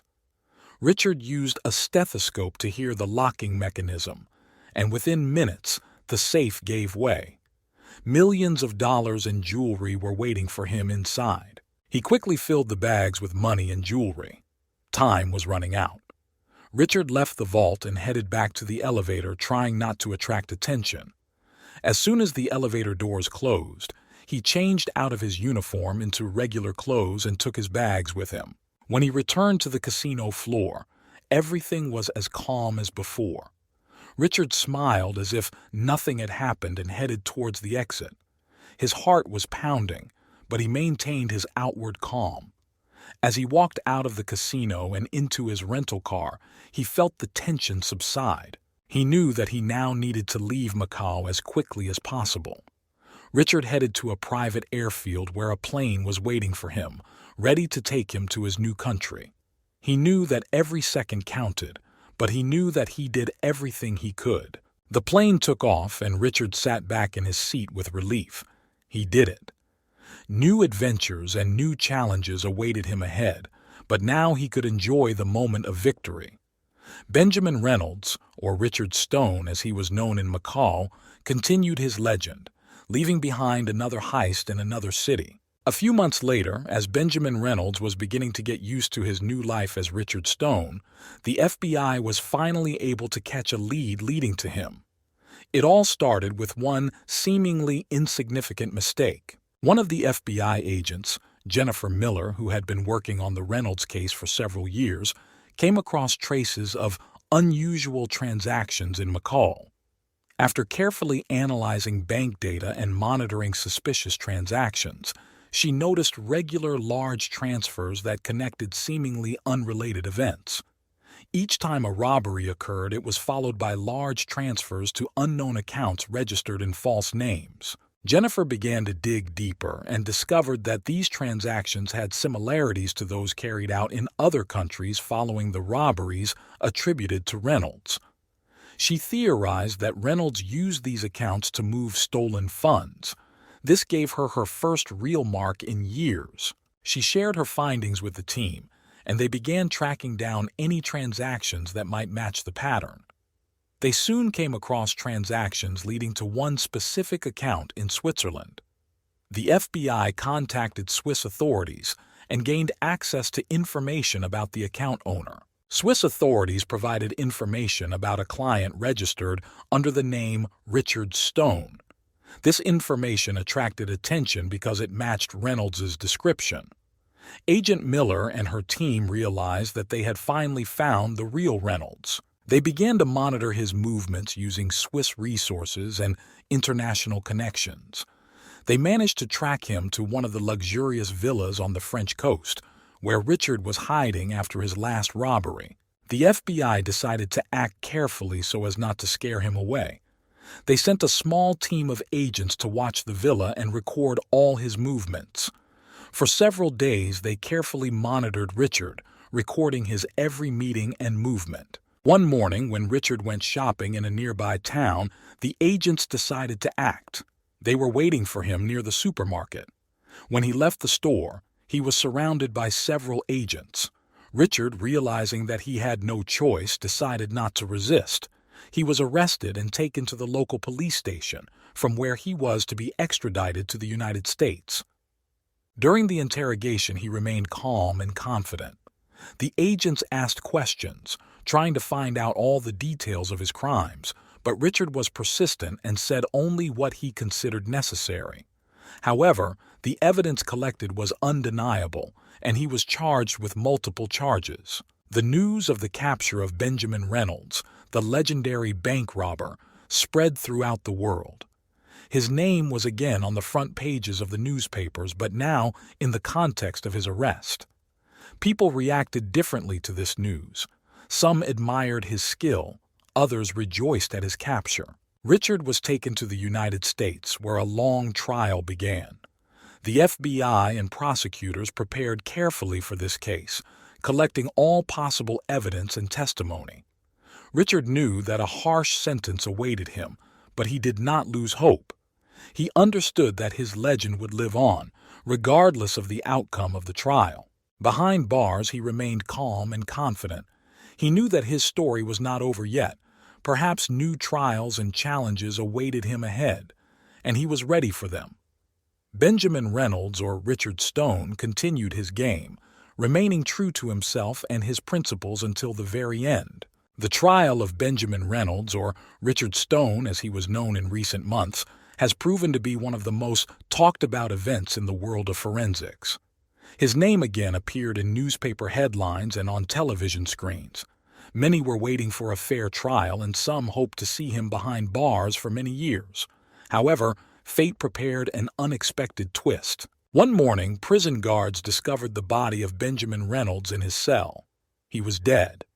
Death came unexpectedly and for no apparent reason. Soon, rumors of his death began to spread throughout the prison and beyond. Prison doctors said the cause of death was a heart attack, but many doubted this version. There was talk among prison guards and prisoners that the FBI might have been involved in his death. Some argued that a dangerous criminal like Reynolds could pose a threat even behind bars, and that authorities chose to eliminate him to prevent possible escapes or further crimes. These rumors intensified when it became known that shortly before his death, Reynolds met with FBI representatives for another interrogation. Witnesses said he appeared tired and depressed after the encounter, and that FBI agents left the prison with their faces covered. The medical examination could not definitively confirm the version of a heart attack, leaving many questions unanswered. Journalists, criminologists, and the public began to build their theories about what really happened. Some speculated that Reynolds might have been poisoned, others that his death was staged, and that he might still be alive and under government protection. Meanwhile, the FBI categorically denied any involvement in Reynolds' death. Officials have said they are interested in a fair and just trial, and that any suggestions that the agency was involved in his death are false and baseless. However, doubts remained. For many, Reynolds was not just a criminal, but a legend who was able to deceive the system and remain free for so long. His death gave rise to even more myths and rumors about his life and crimes. Sometime later, on one of the independent internet forums, information appeared from an anonymous source claiming that Reynolds was indeed killed on the orders of high-ranking officials in order to cover up the traces of some of his affairs that could expose corruption in high circles. This information caused a wave of discussions and controversy, but was not confirmed. One way or another, the death of Benjamin Reynolds left a deep mark on the history of the criminal world. His name continued to inspire admiration and fear, and his legend lived on. For many, he remained a symbol of audacity and elusiveness, a man who played by his own rules until the very end. The death of Benjamin Reynolds left behind many questions and theories, but life went on. His legend, as one might expect, took on a new twist. People discussed his possible death, built conspiracy theories, and searched for answers. Meanwhile, his story has inspired numerous films, books, and articles. Benjamin became a symbol of insolence and rebellion. But among all the rumors and speculation, one theory stood out in particular. Some claimed that his death was staged, and that Reynolds was able to negotiate with the authorities to start a new life under a different name. These rumors were supported by secret reports and anonymous sources, claiming to have seen Reynolds in different parts of the world. A few years later, in a small town in southern Italy, a mysterious man opened a cafe. He called himself Luca Ricci and was friendly and welcoming to his visitors. No one knew about his past, and people respected him for his hard work and good nature. However, some noticed that a shadow of the past sometimes flashed in his eyes, and there was amazing dexterity and precision in his movements. One day, while Luca was sitting at the counter enjoying a cup of espresso, a young woman entered the cafe. She was a journalist who came to the town looking for inspiration for a new article. She started talking with Luca, and her attention was drawn to his hands. Strong and skillful, but with thin scars that spoke of a difficult past. The journalist began to ask Luca about his life, but he only smiled and answered in vague phrases. She felt that there was something more behind his goodwill.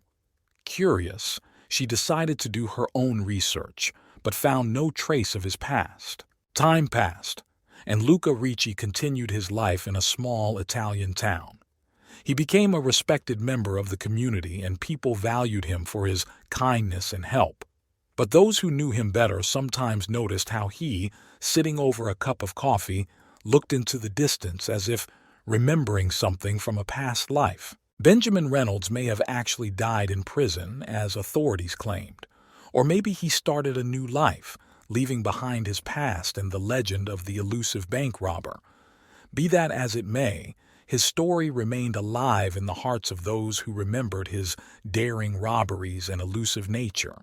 While the truth of his fate may never be known, his spirit lived on, inspiring new adventurers and reminding him that sometimes to be free, you have to risk everything. Third criminal story.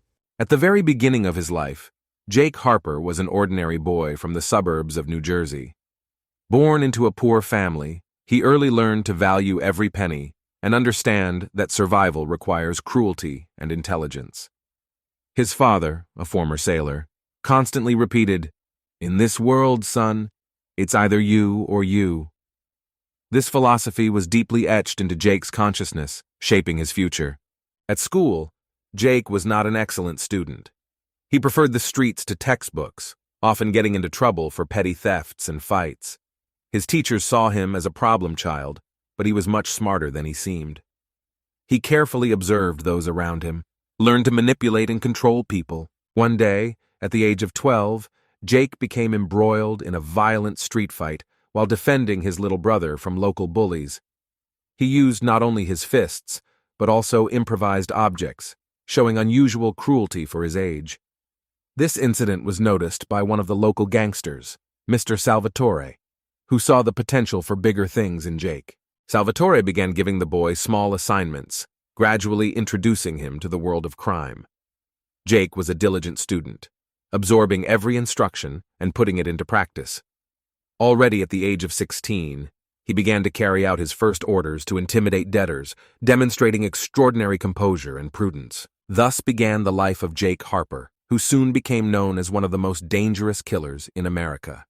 His childhood became the foundation on which his ruthless career in the world of assassins was built. Every year, Jake Harper became more experienced and calm. By the age of 18, he was already well known in New Jersey criminal circles. His abilities did not go unnoticed, and soon he began to receive orders not only from local gangsters, but also from influential people from other states. One of the first major orders was the elimination of an important witness in a major trial against the mafia. Jake understood that this task required not only brutality but also precise planning. He studied the victim, his habits and routes. On the day of the elimination, he acted flawlessly. Everything went smoothly, and there was no witness. This success established his reputation as a professional in his field. His services became in demand among the elite of the criminal world. Jake didn't just kill, he created the illusion of accidents, disappearances, and suicides. Each order was completed with the utmost care and precision, leaving no traces leading to it. But every success had its price. Jake became increasingly distant and paranoid. He didn't trust anyone, not even those who had been with him from the very beginning. Only those who unconditionally obeyed and did not ask unnecessary questions remained in his circle. Over time, Jake began to work only on the most expensive orders. He was no longer interested in petty squabbles. He was only interested in the big game. He became known for his methods of intimidation, always achieving his goal. One of these orders was the elimination of a competitor of a major drug lord from Miami. This man posed a serious threat to the customer's business, and Jake accepted the challenge. He went to Miami, where he began collecting information about the victim. The plan was worked out to the smallest detail, and on the appointed day, Jake did his job. The enemy was destroyed, and no one could link this crime to Jake. His name became a legend in criminal circles, and each new story about him only strengthened his reputation. However, despite his success, he felt his soul sinking deeper into darkness. Jake Harper has become what his father warned him to be, a man ready to destroy anyone who stands in his way. Over time, Jake Harper realized that his reputation was both a blessing and a curse. On the one hand, he was at the peak of his career. His services cost incredible amounts of money, and clients considered it an honor to receive his help. On the other hand, fame attracted the attention of not only customers, but also law enforcement agencies. The FBI and local police departments have launched active investigations in an attempt to catch the elusive killer. Jake knew he had to be even more careful. He began to change tactics, avoiding old methods and creating new ways to fulfill orders. One of these methods was working undercover. He developed several false identities and used them to infiltrate various sections of society. One day, he received an order that changed everything. He was hired by an influential politician to eliminate a competitor in the upcoming elections. This order was especially difficult, since the target was under constant guard. Jake accepted the challenge, seeing it not only as an opportunity to make money, but also as a chance to establish his reputation on a whole new level. He began by observing the target, learning its schedule, habits, and weaknesses. Jake developed a complex plan that included infiltrating closed events and using front men. On the day of elimination, he acted as accurately and prudently as always. The target was destroyed and not a single piece of evidence pointed to Jake. This success made him even more famous, but also attracted even more attention from the police. The FBI began an active search, attracting the best agents and using the latest technology. Jake felt that his environment was becoming more and more hostile, and he had to work more and more secretly. His world began to crumble when one of his trusted people turned out to be a traitor. During the next order, Jake was framed, and the police almost caught him. He managed to escape, but lost a lot: money, connections, and security. Now he was alone against the whole world, hiding and trying to find the traitor. Jake knew this was the end of his old life. He began to make new plans to once and for all get rid of everyone who betrayed him. He decided that the last order would be his own, to eliminate those who tried to destroy him. Jake Harper prepared for the final battle, knowing that it would be the most dangerous and difficult order of his life. Jake Harper knew he needed all his skills and resources to successfully complete his latest assignment. He spent several weeks in hiding, recovering, and carefully planning his every move. His goal was clear: to take revenge on those who betrayed him and tried to destroy him. First on the list was a traitor from his circle, a former friend and accomplice named Marcus. Jake knew that Marcus was now hiding in Los Angeles, working for one of the local crime bosses. Jake went to Los Angeles using one of his fake identities. He knew he couldn't act openly, so he started by observing. Several days passed before Jake found the right moment. Marcus was accustomed to a luxurious life, often visiting elite clubs and restaurants. Jake decided to act in one of these places. On the night when Marcus was celebrating the conclusion of a major deal, Jake infiltrated the establishment's security. He waited until Marcus was alone and silently approached him. "You made a big mistake, Marcus," Jake whispered before throwing the final blow. It was fast and without unnecessary fuss. The next target was the crime boss himself, who hired Marcus. Jake knew it would be even more difficult, but he had information that could help. He learned that the boss often spends time in his country house, surrounded by guards. Jake began preparing an infiltration plan. He used his old connections to obtain equipment and weapons. On the night of the operation, he entered the territory unnoticed. Every step was carefully thought out. Every guard was neutralized without noise. Jake approached the house where the boss was and acted quickly and decisively. The meeting was short, and the boss realized that his days were numbered. With each completed task, Jake became more and more careful. He understood that his time was running out, and every wrong step could be his last. But he still had one more goal: the man behind all these events, an influential politician who ordered the elimination of a competitor. Jake knew this would be his final game.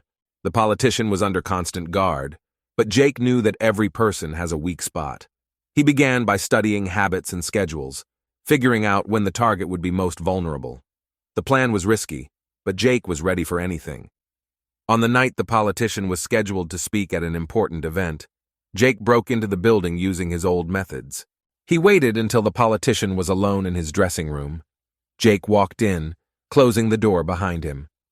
"This is the end. You left me no choice," Jake said, pointing the weapon at his final target. The politician tried to resist, but Jake was adamant. Having fired the last shot, Jake knew his mission was accomplished. He knew that now he would have to hide for the rest of his life, but it was a price he was willing to pay. Since then, Jake Harper has disappeared from view, becoming a legend in criminal circles. His name was no longer heard on the streets, but his story remained in the memory of those who knew about his deeds. Jake Harper disappeared from the radar, but that didn't mean he quit his job. He knew he had to become even more invisible, even more careful. Using his remaining money and connections, he created a new identity. Now his name was Nick Casey, and he was an inconspicuous, quiet man living in a small town in the Midwest. In this new guise, Jake began his new life, gradually integrating into the local community. He found work at an auto repair shop, where his repair and mechanical skills came in handy. Jake enjoyed a quiet life, but did not forget that his past could catch up with him at any moment. However, the underworld has not forgotten about Jake Harper. Those who had lost their men because of his actions sought revenge. They began searching, trying to find even the slightest trace. Jake knew that sooner or later someone would come for him, so he was always on guard. One day a stranger came to his workshop. He looked like an ordinary customer, but there was something familiar in his eyes. Jake immediately felt threatened. The stranger asked to fix the car, but Jake realized that this was just an excuse. They started talking, and the stranger suddenly called him by his old name. "You're Jake Harper, right?" he asked. Jake realized that he had been found. He quickly assessed the situation and realized that it could be a trap. The stranger was not alone. He was surrounded by other people, ready to attack. Jake didn't waste a second and used his skills to disarm and neutralize them. The battle was short but fierce. Jake managed to deal with the attackers, but he realized that this was only the beginning. Now he knew that he was being pursued, and he needed to act. He packed his things and left the city, leaving his new life behind. Jake set out on his journey, knowing that the only way to survive was to stay one step ahead of his enemies. He began to use all his knowledge and experience to deceive his pursuers. Changing cities and identities, Jake continued his struggle for survival. He decided to meet with old allies who could help him escape. One of these people was a former intelligence agent who now works in the private security business. Jake contacted him and arranged a meeting. They met in an abandoned warehouse, where an agent offered Jake a new identity and a chance to start over. But Jake understood that his pursuers would not stop. He decided it was time to go on the offensive. He began planning how to eliminate those who were hunting him.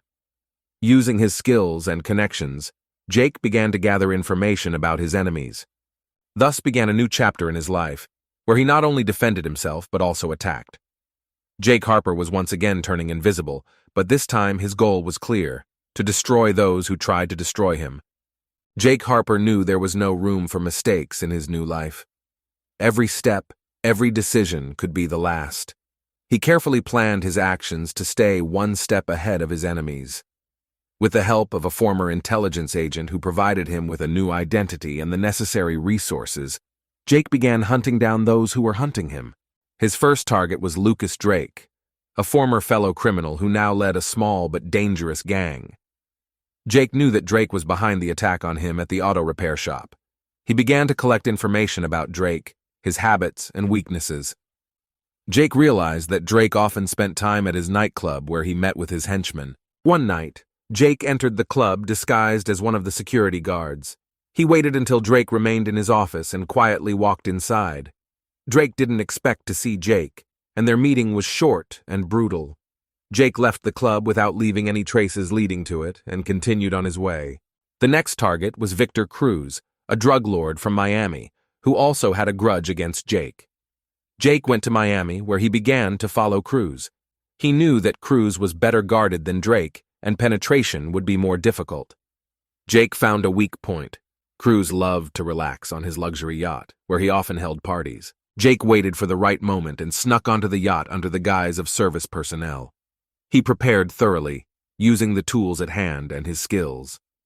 That night, Cruz didn't even have time to understand what happened.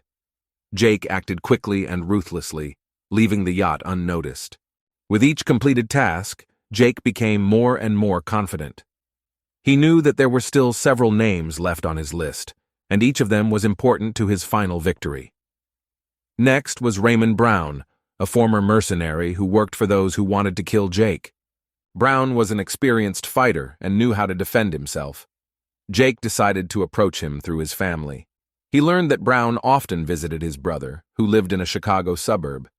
Jake hatched a plan to meet Brown at this house. The night Brown arrived at his brother's, Jake acted quickly and accurately. Brown was unprepared for such an attack, and their fight was brutal and merciless. With each elimination, Jake felt his past recede further, but he knew he couldn't relax. The last target remained, the man behind all the attacks, a mysterious boss whose name only a select few knew. Jake began to collect information about him, realizing that this would be the most difficult task. He learned that the boss was under constant guard and was running his empire from abroad. Jake understood that he would have to cross the border and infiltrate a new environment. He began preparing for this mission, using all his skills and connections to get to the final goal. Jake Harper knew his life was on the line, and he couldn't afford to make a mistake. His new life required complete focus and determination, and he was willing to do anything to finish what he started and finally find peace. Jake Harper knew his final target, a mysterious boss, was out of the country. He began planning his trip, carefully selecting routes and preparing new fake documents. During his preparations, he came across information about a wealthy drug dealer known as Raul Escobar. This man had his reasons for hating his competitors and wanted to eliminate them at any cost. Raul was not only rich, but also an extremely dangerous man. His organization was one of the most influential in Latin America. He controlled vast territories and had connections with high-ranking officials and security forces. Jake learned that Raul was looking for a hitman who could eliminate his competitors and decided to take advantage of this opportunity. Jake went to Colombia, preparing false documents and carefully planning his cover. He established contact with Raoul through proxies and offered his services. Raoul, impressed by his track record, agreed to meet him at one of his luxurious mansions. The meeting took place in strict secrecy. Raoul presented Jake with a list of his competitors who needed to be eliminated. Each of them posed a serious threat to his business. Jake, having carefully studied the goals, realized that this task would not only bring him a lot of money, but would also provide an opportunity to strengthen his position in the criminal world. The first target was in one of the major cities of Colombia. It was a local drug lord who had recently begun to threaten Raoul's interests. Jake began the task, carefully planning every step. He followed the target for several days, studying its habits and movement routes. At the right moment, Jake acted quickly and quietly, eliminating the drug lord and leaving the crime scene undetected. With each completed task, Jake became more and more confident. He understood that his reputation was growing, and with it, the risks were increasing. The next targets were no less dangerous. Each of Raoul's competitors was well protected and ready for possible attacks. Jake used all his skills and experience to deal with them. Raoul was pleased with the results and began to trust Jake with increasingly complex tasks. However, Jake knew he had to be on guard. In this world, trust was rare, and every step could be fatal. He continued to work, eliminating his competitors one by one, but did not forget that his real goal was to find and destroy the mysterious boss who was trying to destroy him. Eventually, Jake received information about the location of his final target. He realized that it was time to finish what he started and regain his freedom. Jake went in search of his boss, knowing that this would be the most dangerous task of his life. He was ready for any difficulties because his life and the opportunity to start over with a clean slate were at stake. Jake Harper remained true to his criminal nature, realizing that his world was one of cruelty and violence. By carrying out orders from Raoul, he strengthened his reputation in criminal circles, while simultaneously increasing his resources and connections. Each eliminated competitor of Raoul brought Jake not only money, but also additional influence. Over time, Jake realized that Raoul himself could become a profitable target for him. Raoul Escobar, despite his power, also had weaknesses and vulnerabilities. Jake began to collect information about Raoul, his habits, weaknesses, and enemies. He knew that in the criminal world you always need to be one step ahead. One day, Jake received the task of eliminating another of Raoul's competitors, a major drug lord named Miguel Alvarez. Miguel controlled most of the coast and posed a serious threat to Raoul's business. Jake accepted the task, seeing this as an opportunity not only to make money, but also to get closer to his goal. Jake carefully prepared to eliminate Miguel. He collected information about his schedule, places to visit, and surroundings. The plan was risky, but Jake was confident in his abilities. He chose the moment when Miguel was to hold a meeting with important partners at his villa. On the night of the operation, Jake infiltrated the villa using his skills and equipment. He acted quickly and silently, neutralizing the guards and entering the house. Miguel and his partners did not expect an attack, and Jake completed the task without much difficulty. The entire operation was clean and professional. After eliminating Miguel, Jake decided it was time to strike at Raoul himself. He knew that Raoul trusted him, and this trust could be used. Jake began to develop a plan to eliminate Raoul and take his place in the criminal hierarchy. Jake continued to carry out tasks for Raoul, strengthening his position and waiting for the right moment. He knew that every task brought him closer to his final goal. Eventually, Jake received an invitation to a closed meeting where important matters of the organization were to be discussed. It was the perfect moment to strike. Jake prepared everything he needed and went to the meeting. On the spot, he acted quickly and decisively, neutralizing the guards and approaching Raoul. In the final battle, Jake used all his experience and skills to eliminate Raoul and his inner circle. With the murder of Raoul, Jake Harper took his place in the criminal world, becoming the new leader of a powerful organization. He continued his criminal activities, strengthening his position and expanding his influence. Jake had no intention of stopping. His life was full of risk and danger, and he enjoyed every moment of his ruthless career. Jake Harper, having eliminated the shadow, continued to run his criminal empire with an iron grip. Every day his power and influence only grew, and he skillfully used this to strengthen his position and eliminate any competitors. However, a new threat soon appeared on the horizon. Rumors have come from Mexico about a new drug cartel led by a brutal and ambitious leader named Carlos Mendoza. Carlos was known for his cruelty and stopped at nothing to expand his territories and business. He began to force out competitors, resorting to cruel methods, and not sparing anyone in his path. Jake realized that Carlos posed a serious threat to his business and empire.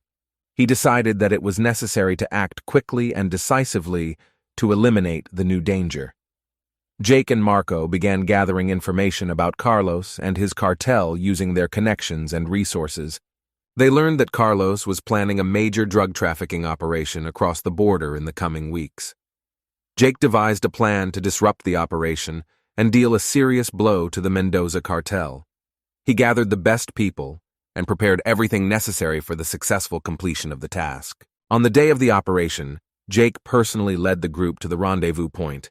They acted quickly and decisively, neutralizing the guards and seizing the cargo. During the shootout, Jake came face to face with Carlos Mendoza. It was a brutal and intense fight in which both opponents showed their best fighting skills. In the end, Jake was stronger. He was able to wound Carlos and capture him alive.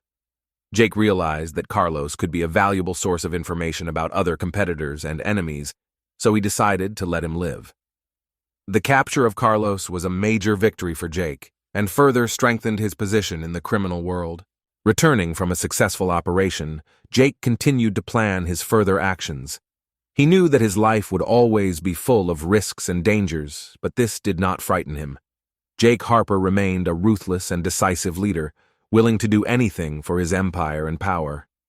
Jake Harper, having captured Carlos Mendoza, decided to use him as a source of information and leverage over other competitors. For several weeks, Carlos was kept in one of Jake's secret hideouts, where he was interrogated by experienced specialists. Under pressure, Carlos began to give away valuable information about his network and other cartels with which he collaborated.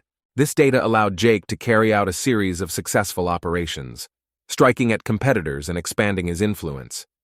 Each new disclosure strengthened his position and provided new opportunities to expand his business. Jake knew he couldn't afford to relax. His enemies would always find a way to come back. One day, Jake learned from Carlos about a major deal that was about to take place between several influential drug lords.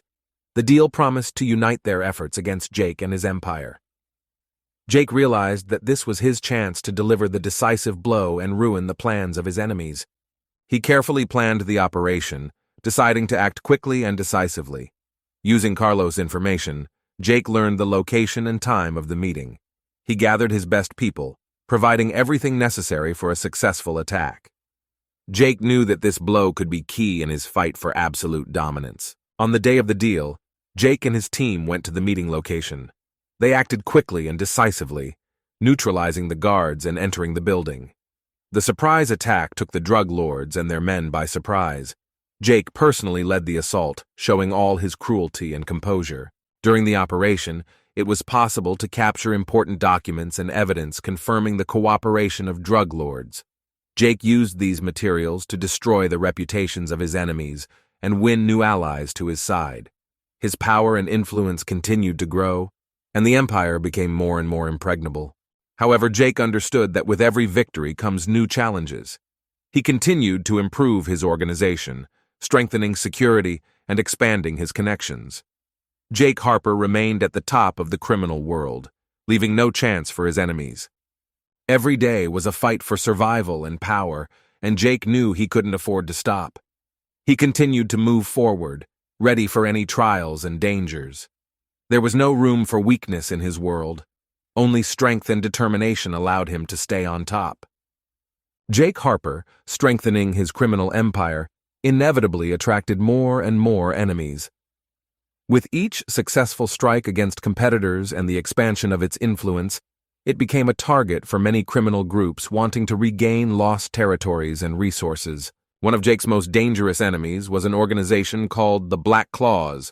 This group consisted of former military and special forces soldiers, who were distinguished by their cruelty and military discipline.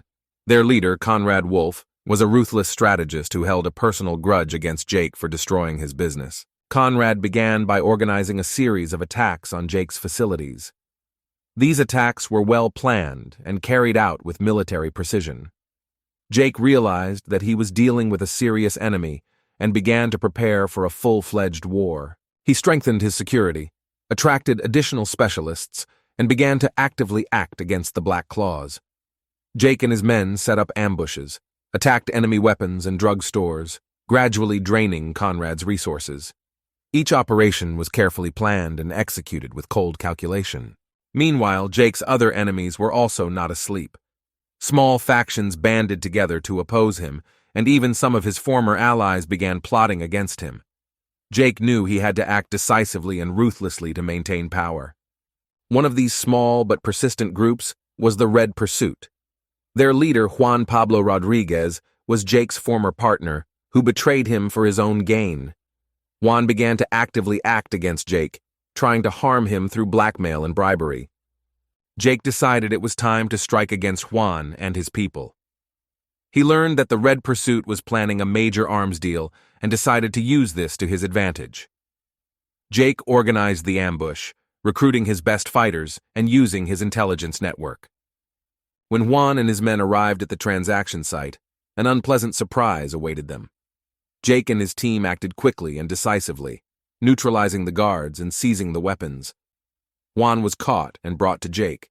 Without further ado, Jake eliminated the traitor, showing everyone that betrayal would be severely punished. The war with the enemies continued, and Jake understood that his life would never be calm. He acted decisively, eliminating threats one by one. Every enemy who tried to stand in his way was faced with his cruelty and cold-bloodedness. Jake Harper remained at the top of the criminal world, but it was an achievement that required constant effort and a willingness to take on any challenge. His enemies were numerous and dangerous, but he was ready to fight to the end, defending his empire and power. The situation became increasingly tense. Jake Harper felt the pressure mounting from all sides. His enemies united, forming coalitions to overthrow him. Despite all the successes, Jake knew that he could not relax. Every day brought new threats. One of the most dangerous enemies turned out to be an international drug lord named Ricardo Lopez. Ricardo was known for his cunning and ruthlessness, and he decided that Jake was a serious threat to his business. Ricardo began to act against Jake, organizing sabotage and attacks on his facilities. Jake understood that Ricardo was a serious opponent who needed to be dealt with strategically. He began collecting information about Lopez using his connections and spy network. He soon learned that Lopez planned to meet one of his main suppliers at a secret villa in Central America. This was the perfect opportunity for Jake to strike. He gathered his best people, prepared everything he needed, and went to Central America. The plan was simple: infiltrate the villa and eliminate Lopez, leaving his organization leaderless. The night was dark and moonless when Jake and his team arrived on site. They quietly entered the villa using night vision and silent weapons. Every step was carefully planned, and soon they were inside. The villa was luxurious, but Jake wasn't interested in that. He moved through the corridors until he found the room where Lopez was meeting with the supplier. The sudden attack took everyone by surprise.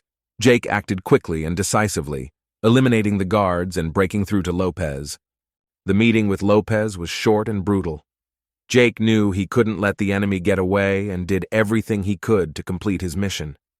Lopez's death was a major blow to his organization, leaving it without leadership and destabilizing the situation.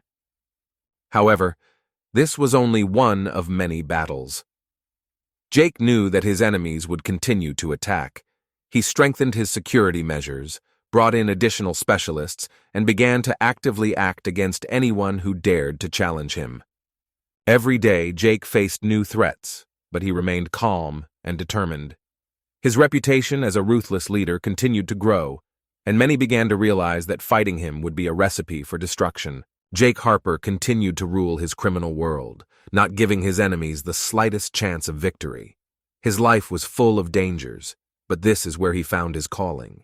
He knew that he would never be able to give up this life, and was ready to go to the end, defending his influence and power. Shortly after Ricardo Lopez was eliminated, a new threat appeared on the horizon. A criminal group known as the Blue Crows has emerged. This group consisted of former mercenaries and professional killers, known for their cruelty and ability to act secretly. Their goal was to eliminate Jake Harper and take over his territory. The leader of the Blue Ravens, Alexei Vorontsov, was an experienced strategist and had repeatedly proven his ability to handle complex operations. He knew that a direct attack on Jake wouldn't be enough, so he started with subversion. The Voronovites began by sabotaging supplies, causing sabotage, and attacking Jake's key facilities. Jake quickly realized that he was dealing with a serious enemy.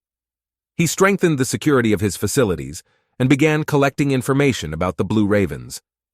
His intelligence network worked around the clock trying to figure out who was behind the attacks and what the next target was. Jake soon learned that Alexei Vorontsov was planning a major operation, the purpose of which was to destroy his main base. Jake decided to launch a preemptive strike. He gathered his best people and developed a plan to lure Vorontsov out of hiding. Jake staged a false leak about a major arms shipment, knowing that Vorontsov would not be able to resist the opportunity. The operation was carefully planned, and at the right moment, Jake and his team set up an ambush. On the night of the attack, Jake and his men took up positions around the meeting place. As soon as the Blue Crows arrived on the scene, a fierce firefight began. Jake personally led the assault, showing his coolness and fighting skills. Vorontsov turned out to be a skilled opponent, and the battle was long and bloody. In the end, Jake managed to gain the upper hand. Vorontsov was mortally wounded, and his men began to retreat. Jake approached the Blue Ravens leader to make sure the threat was eliminated. Alexei Vorontsov looked at Jake with contempt before he died, but his last breath meant the end of the threat. After this victory, Jake strengthened his position and further strengthened his security measures. He understood that such enemies would appear again and again, but he was ready for any challenge. Jake Harper remained a ruthless leader, willing to do anything for his empire and power. His reputation as an invincible crime boss continued to grow, and his enemies were increasingly less likely to challenge him. Jake knew that his path would be full of dangers, but he was ready to go to the end, protecting his influence and power. The win over the Blue Crows strengthened Jake Harper's position, but also made him a target for even more enemies. Each success attracted the attention of new opponents, and Jake knew that his struggle for power would never end. Enemies on all sides began to conspire to overthrow him. One of these enemies was the mafia clan known as the Black Hand. It was one of the oldest and most powerful criminal organizations on the East Coast. Their leader, Antonio "Tony" Marchesi, was a skilled and brutal mafioso who considered Jake a serious threat to his business. Tony decided that the only way to maintain his power was to destroy Jake Harper. Tony started by hiring the best hitmen and began carefully planning his attack on Jake. He knew that Jake was well protected, so he decided to act with cunning. Tony contacted one of Jake's trusted men and offered him a large sum of money for his betrayal. Jake, suspecting that there may be a mole within his organization, began to closely monitor his men. He installed hidden cameras and listening devices in an attempt to identify the traitor. One night he received information that his trusted man, Thomas, often meets with someone from the Black Hand. Jake decided to set a trap. He organized a fake meeting to which Thomas was supposed to bring important documents. Jake and his men prepared for the ambush, knowing this could be their chance to expose the traitor and strike the Black Hand. At the meeting place, Thomas arrived with documents, and soon a representative of the Black Hand appeared. Jake and his team surrounded them in a surprise attack. Thomas was captured, and the Black Hand was killed. Under pressure, Thomas confessed to his betrayal and revealed information about Tony's plans. Jake used the information he received to prepare for the Black Hand's attack. He gathered his best men and began planning a counterattack. On the night the Black Hand was to attack his main base, Jake and his men were ready. When Tony's men launched their attack, they were taken by surprise. Jake and his team acted quickly and decisively, eliminating the attackers one by one. Jake personally approached Tony Marchesi, knowing that this would be a decisive fight. The battle was brutal, but Jake again showed his superior training and composure. Tony Marchesi was defeated, and his clan was beheaded. Jake Harper has proven once again that no one can topple him that easily. He understood that the struggle for power would continue, but he was ready for any challenge. His empire remained strong, and he continued to rule his world with an iron grip. Every day, Jake strengthened his power, eliminating enemies and expanding his influence. He knew that his life would be full of dangers, but this only fueled his determination. Jake Harper remained an invincible and ruthless leader, ready to do anything for the sake of his empire and power. Jake Harper knew there was no peace in his world. Every day brought new threats and new challenges. He strengthened his empire, but understood that his enemies would not give up trying to overthrow him. Now he had to become even more cunning and tougher. A new threat has emerged on the horizon, a crime syndicate called Scorpion. This organization consisted of former military, special forces, and professional killers who decided to join forces for one goal: to eliminate Jake Harper and take his place. Their leader, Maximilian Duval, was not only an experienced strategist, but also a master of conspiracy. He knew that a direct attack on Jake would not be enough, so he began to act from within. Duval began by introducing his people into Jake's circle. They worked quietly and unnoticed, gathering information and undermining trust within the organization. Jake began to notice that his operations were becoming less successful, and information about his plans began to leak out. One day, Jake received an anonymous message warning him of an impending conspiracy. He knew he couldn't trust anyone, so he decided to act on his own. Jake set a trap for the traitors by staging a false operation. When the information leaked, he found out which of his people worked for Scorpio. Having cleared his circle of traitors, Jake began to prepare for the final battle. He gathered the best fighters and prepared his headquarters for defense. Duval decided that the time had come to strike the decisive blow. He sent his best men to attack Jake's base. The night was dark and tense. Jake and his team were waiting for the attack, ready to fight. When the Scorpions launched their attack, they were met with fierce resistance. Jake fought alongside his men, demonstrating his determination and composure. The battle was long and bloody. Maximilian Duval personally led the attack, seeking to destroy Jake. Ultimately, they came face to face. Duval turned out to be a worthy opponent, but Jake was ready for any outcome. In a furious battle, Jake gained the upper hand, delivering the decisive blow and killing Duval. The victory over Scorpio was an important moment in Jake's life. He has proven that he is able to withstand any threat and preserve his empire, but he knew that his struggle would not end there. In the world of crime, there will always be new enemies and new challenges. Jake Harper remained at the top of the criminal world, ready for any challenge. His life was full of dangers, but this is where he found his calling. Each victory made him stronger, and he continued to move forward, protecting his influence and power. After defeating Scorpio, Jake Harper decided not to stop there. His empire flourished, but he understood that maintaining power would be more difficult than conquering it. Jake became even more careful, improving his methods and strengthening his connections. A new challenge was the Tiger Claw organization, known for its cruelty and cunning. Their leader, Li Jian, was a master of covert operations and did not tolerate defeat. He decided that Jake was a threat to his business and must be eliminated. Li began by hiring top hackers to attack Jake's financial systems. Over the course of several weeks, Jake's bank accounts were attacked, resulting in serious losses. Jake realized that he was dealing with a serious opponent. He began searching for information about Li Jiang and his organization. He soon learned that Li was planning a major drug smuggling operation through his territory. Jake decided to take advantage of this information and strike first. He devised a plan to disrupt Li's operation. Jake gathered his best men and prepared an ambush along the smuggling route. On the night of the operation, they acted quickly and decisively, seizing the cargo and neutralizing the guards.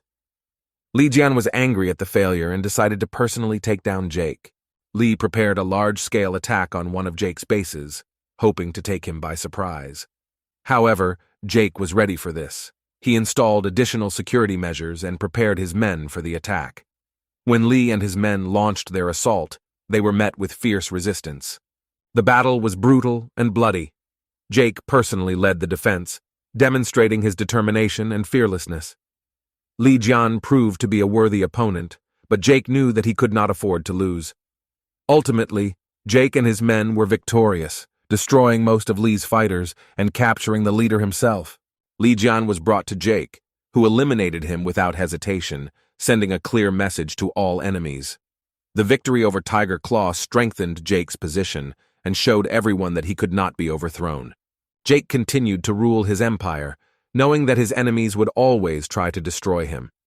He strengthened his security measures, developed his intelligence network, and began actively searching for potential threats. Jake knew that his life would be full of dangers, but he was ready for any challenge. Every new day brought new challenges, but Jake Harper remained an invincible leader, ready to do anything for the sake of his empire.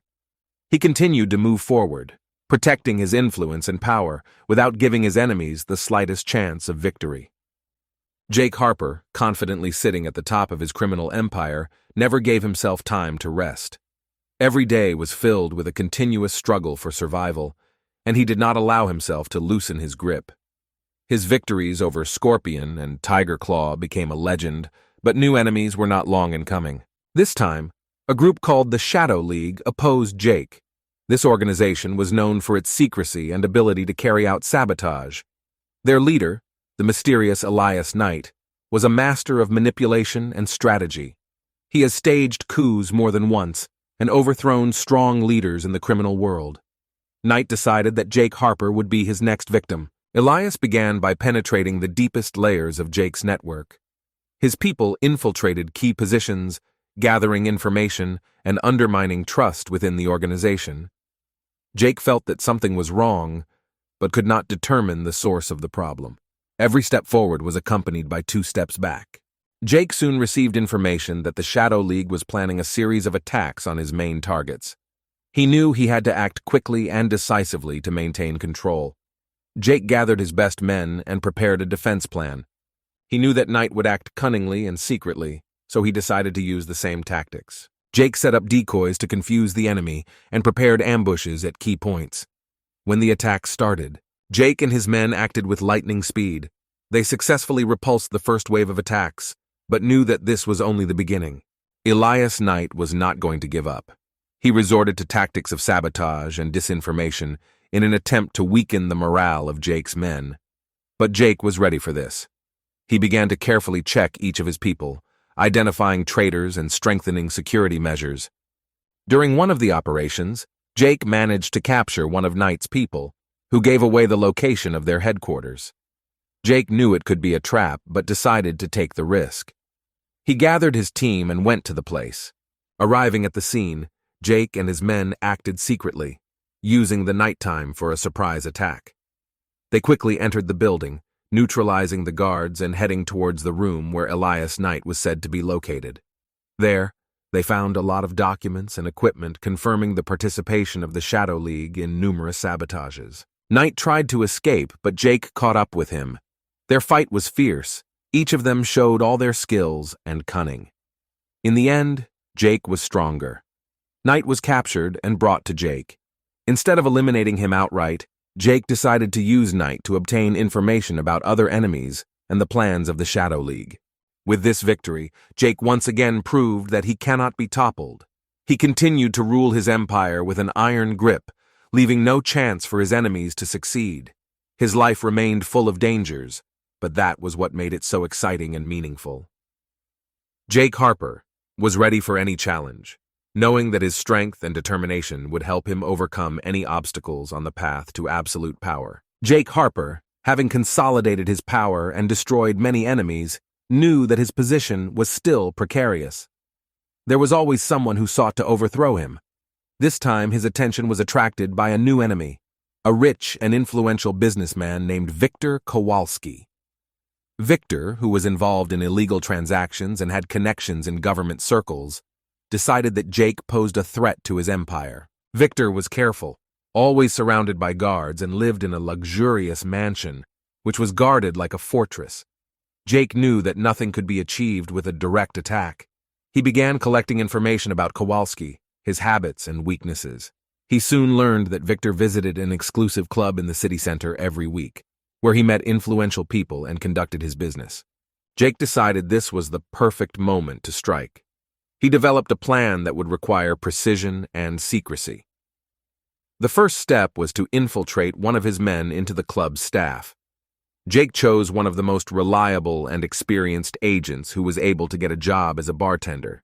This agent was supposed to keep an eye on Kowalski and provide information about his schedule. In the evening, when Victor once again came to the club, the agent told Jake that Kowalski would soon go to his private room to meet with an important partner. Jake gathered his best people and went to the club, acting secretly and unnoticed. When Victor entered his room, Jake and his team were already inside, hidden in the dark corners. They waited until Victor was engaged in conversation, and then they began to act. The sudden attack took Kowalski and his guards by surprise. Jake quickly and calmly neutralized everyone in the room. Victor tried to resist, but Jake was adamant. He knew that this man was a serious threat and could not be left alive. With cold calculation, Jake eliminated Victor, leaving the room in complete disarray. After leaving the club, Jake and his men returned to base, knowing that their mission was successful. The elimination of Victor Kowalski became a high-profile event in the criminal world, and many realized that Jake Harper would stop at nothing to protect his empire. With each new enemy, Jake became more and more cold-blooded and experienced. His reputation as an invincible leader continued to grow, and his enemies began to fear his name. Jake knew that his struggle would never end, but he was ready for any challenge to maintain his power and influence. After eliminating Victor Kowalski, Jake Harper cemented his reputation as a ruthless and decisive leader. However, this victory attracted the attention of even more powerful enemies. A new threat has emerged on the horizon: the Consortium, a secret organization running large shadow operations around the world. Their leader, Lucius Kane, was known for his coolness and strategic intelligence. The Consortium decided that Jake was a threat to their global plans and decided to eliminate him. Jake learned of the impending threat and began to prepare for a new battle. He understood that the Consortium was not just a group of criminal elements, but a powerful structure with extensive resources. Jake began collecting information about Kane and his organization. He used all his connections and resources to find out more about the Consortium. He soon learned that Lucius Kane was planning to meet several of his key partners at one of his luxury hotels in Switzerland. Jake decided this was the perfect moment to strike. The plan required precision and secrecy. Jake developed an operation that involved infiltrating his best agents into the hotel staff. These agents were required to provide access to key areas and gather the necessary information. For weeks, they had been preparing the ground for the final blow. Finally, the day of the operation arrived. Jake and his team arrived in Switzerland under the guise of tourists and businessmen. They used fake documents and carefully planned routes to sneak into the hotel undetected. Every step was thought out to the smallest detail. As Lucius Kane and his partners gathered for a meeting, Jake and his men sprang into action. They quickly and silently neutralized the security and entered the conference room where the meeting was taking place. The sudden attack took everyone by surprise. Lucius Kane tried to resist, but Jake was adamant. With cold calculation, Jake and his team eliminated everyone present, leaving no witnesses. Lucius Kane, trying to escape, found himself trapped. Jake caught up with him and won the final battle, eliminating the leader of the Consortium. This was a powerful statement to all of Jake's enemies. No one could stop him. After leaving the hotel, Jake and his team disappeared without a trace, leaving only chaos and fear in their wake. The victory over the Consortium strengthened Jake's position in the criminal world. His reputation as an invincible leader continued to grow, and his enemies dared to challenge him less and less. Jake knew his struggle would never end, but he was ready for any challenge. He continued to rule his empire with an iron grip, protecting his influence and power. There was no room for weakness in the world of crime, and Jake Harper proved he was willing to do anything to stay on top. After defeating Lucius Kane and the Consortium, Jake Harper found himself at the top of the criminal world. But he knew that his position was still precarious. Enemies were everywhere, and he could not afford to relax. Jake decided that the only way to finally assert his power was to carry out the most dangerous operation of his life: the elimination of a high-ranking politician who controlled huge shadow flows and was connected with international intelligence agencies. This politician, Senator William Radcliffe, was known for his brutal methods and elusiveness. He controlled a huge amount of resources and had support at the highest level. Jake knew that attacking Radcliffe directly would be suicide. He began collecting information, studying every little detail about the senator's life, his schedule, and habits. Jake soon learned that Radcliffe regularly attends a secret conference of elite politicians and businessmen on a closed island in the Caribbean. This event was better guarded than any fortress, but Jake decided to take a chance. He developed a plan that required perfect coordination and precision. The first step was to introduce an agent into the island's maintenance team. Jake chose the best of his people, Lawrence, a master of disguise and covert operations. Lawrence received false documents and successfully got a job on the island. His task was to collect information and prepare everything necessary for the arrival of Jake and his team. Jake gathered the best fighters and began to prepare for the operation. They spent weeks training and planning, studying every detail and possible scenario. Finally, the day came when Jake and his men went to the island under the guise of high-ranking guests. Using forged documents and carefully crafted legends, they successfully passed the check and entered the territory. An atmosphere of luxury and safety reigned on the island. There were guards and surveillance systems everywhere. Jake and his team acted secretly, avoiding unnecessary attention. Lawrence provided them with information about the senator's location and schedule. They knew they would only have one chance. When the moment was right, Jake and his men took action. They made their way into the building where the meeting was taking place, neutralizing the guards and hiding in the shadows. Jake knew he had to act quickly and decisively. They entered the room where Senator Radcliffe was located and launched a surprise attack. Radcliffe was surrounded by guards, but Jake and his men acted with lightning speed. They eliminated the guards and reached the senator. In the final battle, Jake personally faced Radcliffe. The senator was well prepared and was not going to give up without a fight. But Jake was adamant. With composure and determination, he achieved victory by eliminating Radcliffe. After leaving the hall, Jake and his team used a pre-prepared evacuation plan. They left the island, leaving chaos and fear in their wake. The operation was a success, and Jake knew that his power was now even more unshakable. This operation became the most dangerous and decisive in his life. He proved that he was ready to do anything to preserve his empire. Jake Harper continued to rule his world with an iron grip, not giving his enemies the slightest chance of victory. His reputation as an invincible leader was cemented forever, and his enemies realized that it was better not to mess with him. After his most risky operation, Jake Harper consolidated his power and became an unshakable leader in the criminal underworld. However, his success attracted the attention of new enemies, who decided that it was time to eliminate Jake once and for all. Among them was a young and ambitious crime boss known as Vincent Romano. Vincent saw Jake not only as a threat, but also as an opportunity to take his place. Vincent carefully planned the assassination attempt on Jake. He knew that a direct attack would not achieve anything, so he decided to act covertly. Vincent used his best people and infiltrated them into Jake's circle to gather information about his schedule and weaknesses. One evening, as Jake was returning to his mansion after an important meeting, the plan began. Vincent knew that Jake was always surrounded by security, so he organized a diversion. Several mercenaries set off an explosion on the other side of the city to divert the attention of the police and security. At this moment, when Jake drove up to his house, he and his guards were attacked. The sudden attack took everyone by surprise. Vincent personally led the attack to ensure Jake was eliminated. Jake's guards desperately resisted, but the attackers were well prepared and armed. Jake fought with coolness and determination, but in the chaos of the firefight, he suffered several severe wounds. The bullets pierced his bulletproof vest, and he fell to the ground, bleeding. Vincent, seeing that Jake was defeated, ordered his men to retreat, leaving destruction and chaos in their wake. Jake was rushed to the hospital, where doctors fought to save his life. He underwent several complex operations, but the injuries were too serious. Jake survived, but his condition remained critical.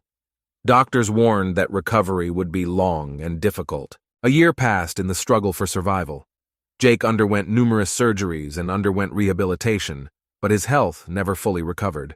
He remained bedridden, having lost his former strength and energy. At this time, his enemies began to divide his empire, trying to take advantage of his weakness. Vincent Romano, confident of his victory, began to expand his influence and seize Jake's territories.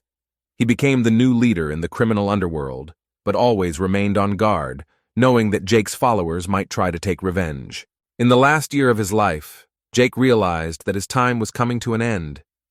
He understood that his empire was collapsing, but he was ready to meet his end with dignity. One night, surrounded by his faithful people, he felt that his strength was finally leaving him. In the silence of his room, Jake Harper, the former unstoppable leader of the criminal underworld, passed away quietly, leaving behind a legacy of struggle, victory, and loss. His death marked the end of an era, but his memory continued to live in the hearts of those who knew and respected him. Vincent Romano took control of much of Jake's empire, but never forgot the cost of his victory. He knew there was no room for weakness in the world of crime, and he always prepared for new challenges, knowing that the story of Jake Harper was a reminder of how quickly you can rise to the top and how quickly you can fall. The death of Jake Harper left a deep mark on the criminal world. Enemies and allies, friends and traitors, everyone remembered his rule, full of cruelty and determination.